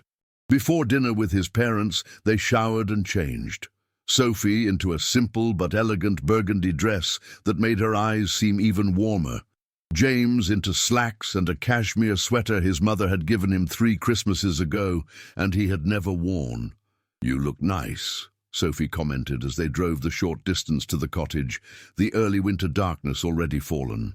So do you, James replied, glancing at her. That color suits you. Sophie smiled, looking out at the snowy landscape illuminated by the car's headlights. This whole trip feels like a dream, she said softly. I keep expecting to wake up back in my apartment with a cancelled flight and no plans. I know what you mean, James agreed. If someone had told me a week ago I'd be having dinner with my parents and my neighbor at the lake house, I would have thought they were delusional. Life's funny that way, Sophie mused. The best things are usually the ones we don't plan. Dinner with the Bennetts was everything James had missed about family gatherings. His mother's cooking was as excellent as he remembered. His father's dry humor as sharp, the conversation flowing easily from topic to topic. Sophie charmed them completely, asking thoughtful questions about their lives and sharing stories about her kindergarten class that had them all laughing. She fit into the family dynamic so naturally that James found himself imagining other dinners, other holidays with her present. The thought was both appealing and terrifying. After dinner, as they sat by the fire with coffee and his mother's homemade apple pie, Richard asked about James's company, showing genuine interest in the latest developments. The new security protocol is ahead of schedule, James explained, surprised by how good it felt to share this with his father. If the testing phase goes well, we'll launch by March. That's the one for healthcare systems, Richard asked, remembering their earlier conversation. James nodded, touched that his father had been paying attention despite their estrangement. Yes. It could revolutionize how patient data is protected. He's being modest, Sophie interjected. From what he's told me, it could save thousands of lives by preventing data breaches in hospitals. James looked at her, surprised. I didn't think you were listening when I went on about that yesterday. I always listen, Sophie said simply, especially when people talk about things they're passionate about. The drive back to the lake house was quiet but comfortable, both processing the emotional evening. Thank you again, James said, as they stood in the hallway between their rooms later that night. Not just for coming with me, but for seeing what I needed before I did. Sophie's expression in the dim light was soft. Sometimes we all need someone to help us see the obvious. She stepped closer and, rising on tiptoes, pressed a gentle kiss to his cheek. Good night, James.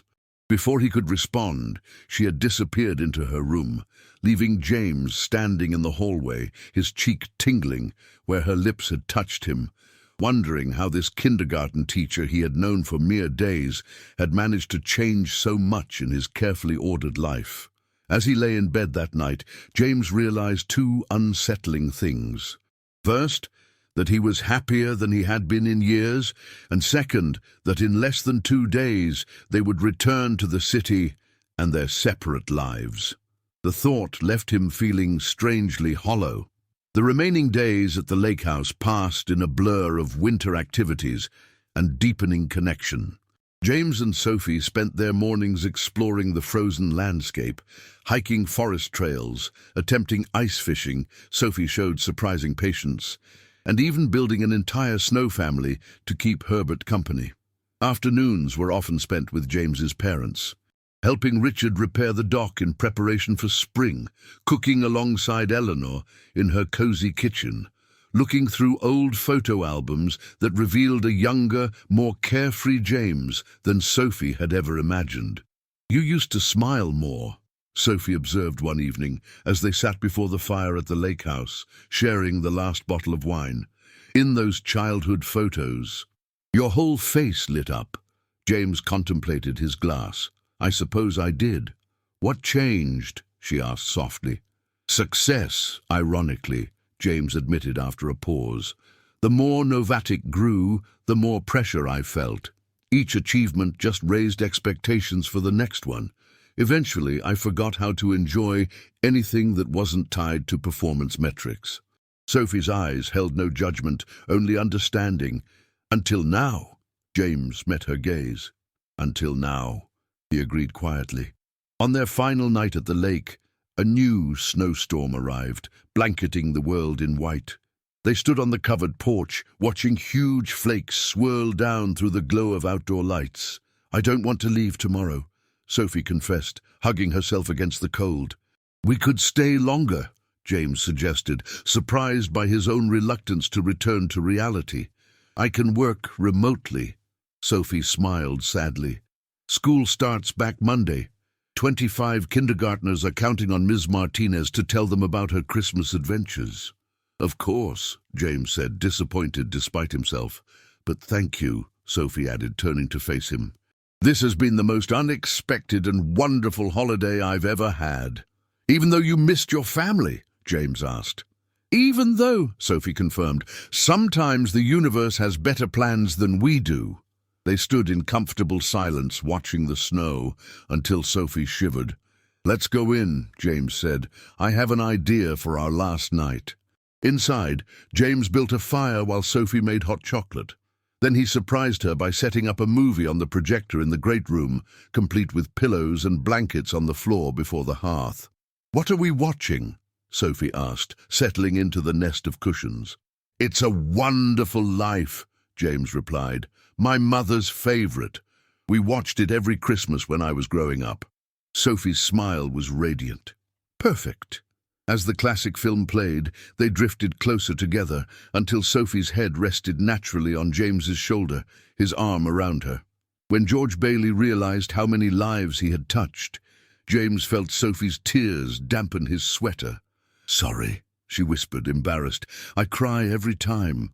"Don't apologize," James murmured, gently brushing a tear from her cheek. "It's nice to care that much."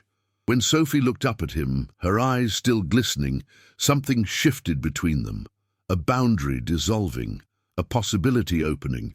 James leaned down slowly, giving her every chance to pull away. She didn't. Their first kiss was gentle, tentative, a question asked and answered in the soft press of lips. When they parted, Sophie's smile held wonder and a hint of mischief. "I was wondering if you were ever going to do that," she teased softly. "I'm not always quick on the uptake," James admitted, tucking a curl behind her ear. "Better late than never," Sophie whispered, pulling him back to her. Their second kiss was less hesitant, a deeper exploration that left them both breathless. The movie played on, forgotten, as they discovered each other before the crackling fire, the snow falling silently outside, insulating their world from everything beyond. Later, as they reluctantly prepared to retire to their separate rooms, Sophie paused at her door. "What happens when we go back to the city?" she asked, voicing the question James had been avoiding. "I don't know," he answered honestly. "This is unfamiliar territory for me." Sophie's expression was understanding but tinged with uncertainty. "For me, too. Falling for my millionaire neighbor wasn't exactly on my Christmas bingo card." "Falling for?" James repeated, his heart racing unexpectedly. Sophie blushed, but held his gaze. "Yes, falling for, is that okay?" James stepped closer, taking her hands in his. More than okay, he assured her, bringing her fingers to his lips.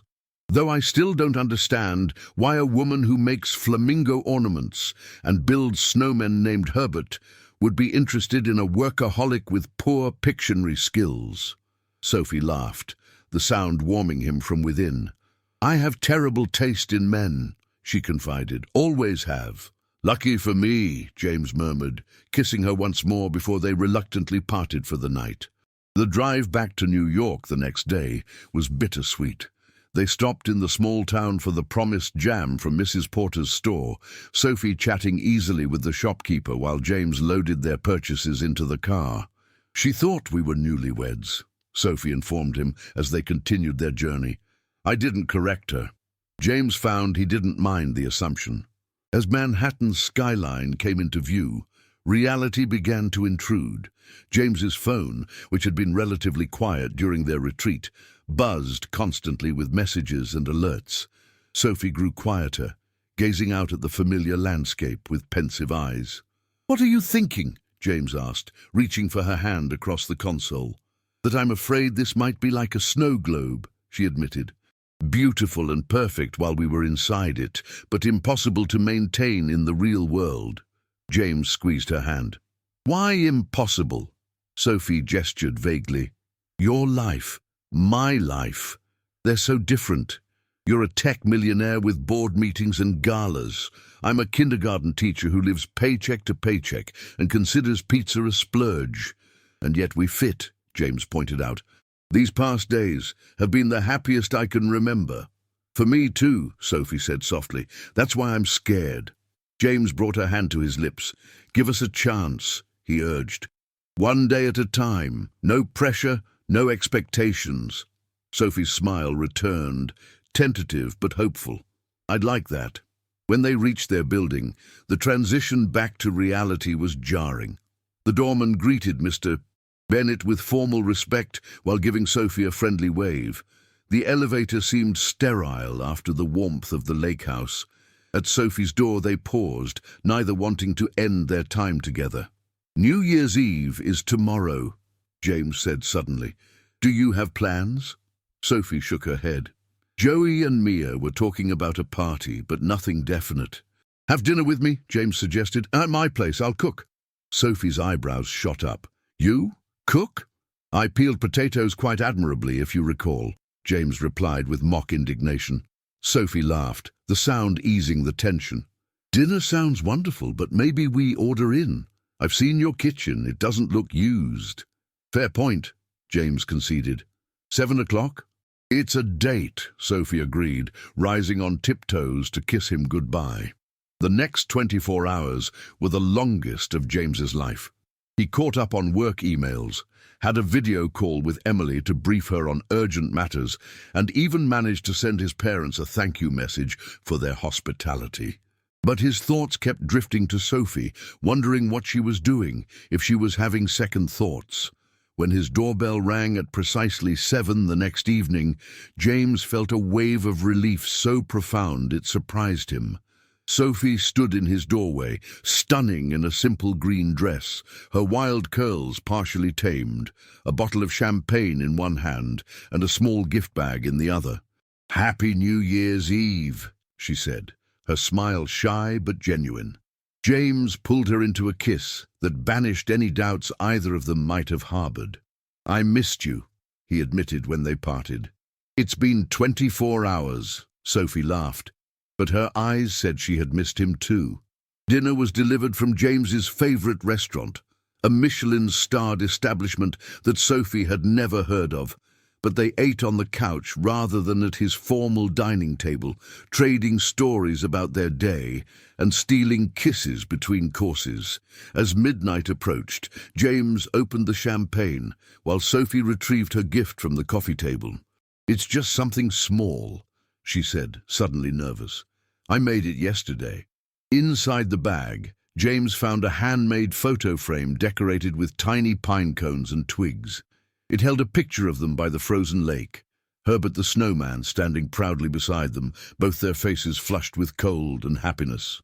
"Sophie," he breathed, running his finger over the delicate craftsmanship. "It's perfect." "I know it's not fancy," she began, but James cut her off with a kiss. "It's the most meaningful gift I've received in years," he assured her. "Thank you." As the clock struck midnight, they stood on James's balcony despite the cold, watching fireworks explode over Central Park. James wrapped his arms around Sophie from behind, her back warm against his chest. "Any New Year's resolutions?" she asked, tilting her head to look up at him. James considered the question, thinking of the changes the past week had brought. Reconciliation with his parents, rediscovery of simple joys, and this unexpected connection with the vibrant woman in his arms. "Just one," he said finally, "to keep what matters in focus." Sophie turned in his embrace, her eyes reflecting the distant fireworks. "That's a good one." "What about you?" James asked, brushing a snowflake from her cheek. Sophie smiled, the same bright, unguarded smile that had first drawn him in on Christmas Eve. "To embrace the unexpected, starting with this thing." She pulled him down for a kiss as the new year unfurled before them, full of promise and possibilities neither could have imagined when a delivery mix-up brought them together just 1 week before. Later, as they lay tangled together in James's bed, Sophie drowsy against his shoulder, he reflected on how quickly life could change, how a simple knock on the door could lead to finding something he hadn't even known he was missing. "What are you thinking about?" Sophie murmured, sensing his wakefulness. James smiled into the darkness. "That I'm very glad you stole my dinner on Christmas Eve." Sophie laughed softly. "Best theft of my life." Outside, snow began to fall once more, dusting the city with fresh possibilities. But inside, wrapped in each other's warmth, they had already found the greatest gift of all, a connection that had bridged their different worlds and shown them both that sometimes the best presents are the ones you never thought to put on your wish list.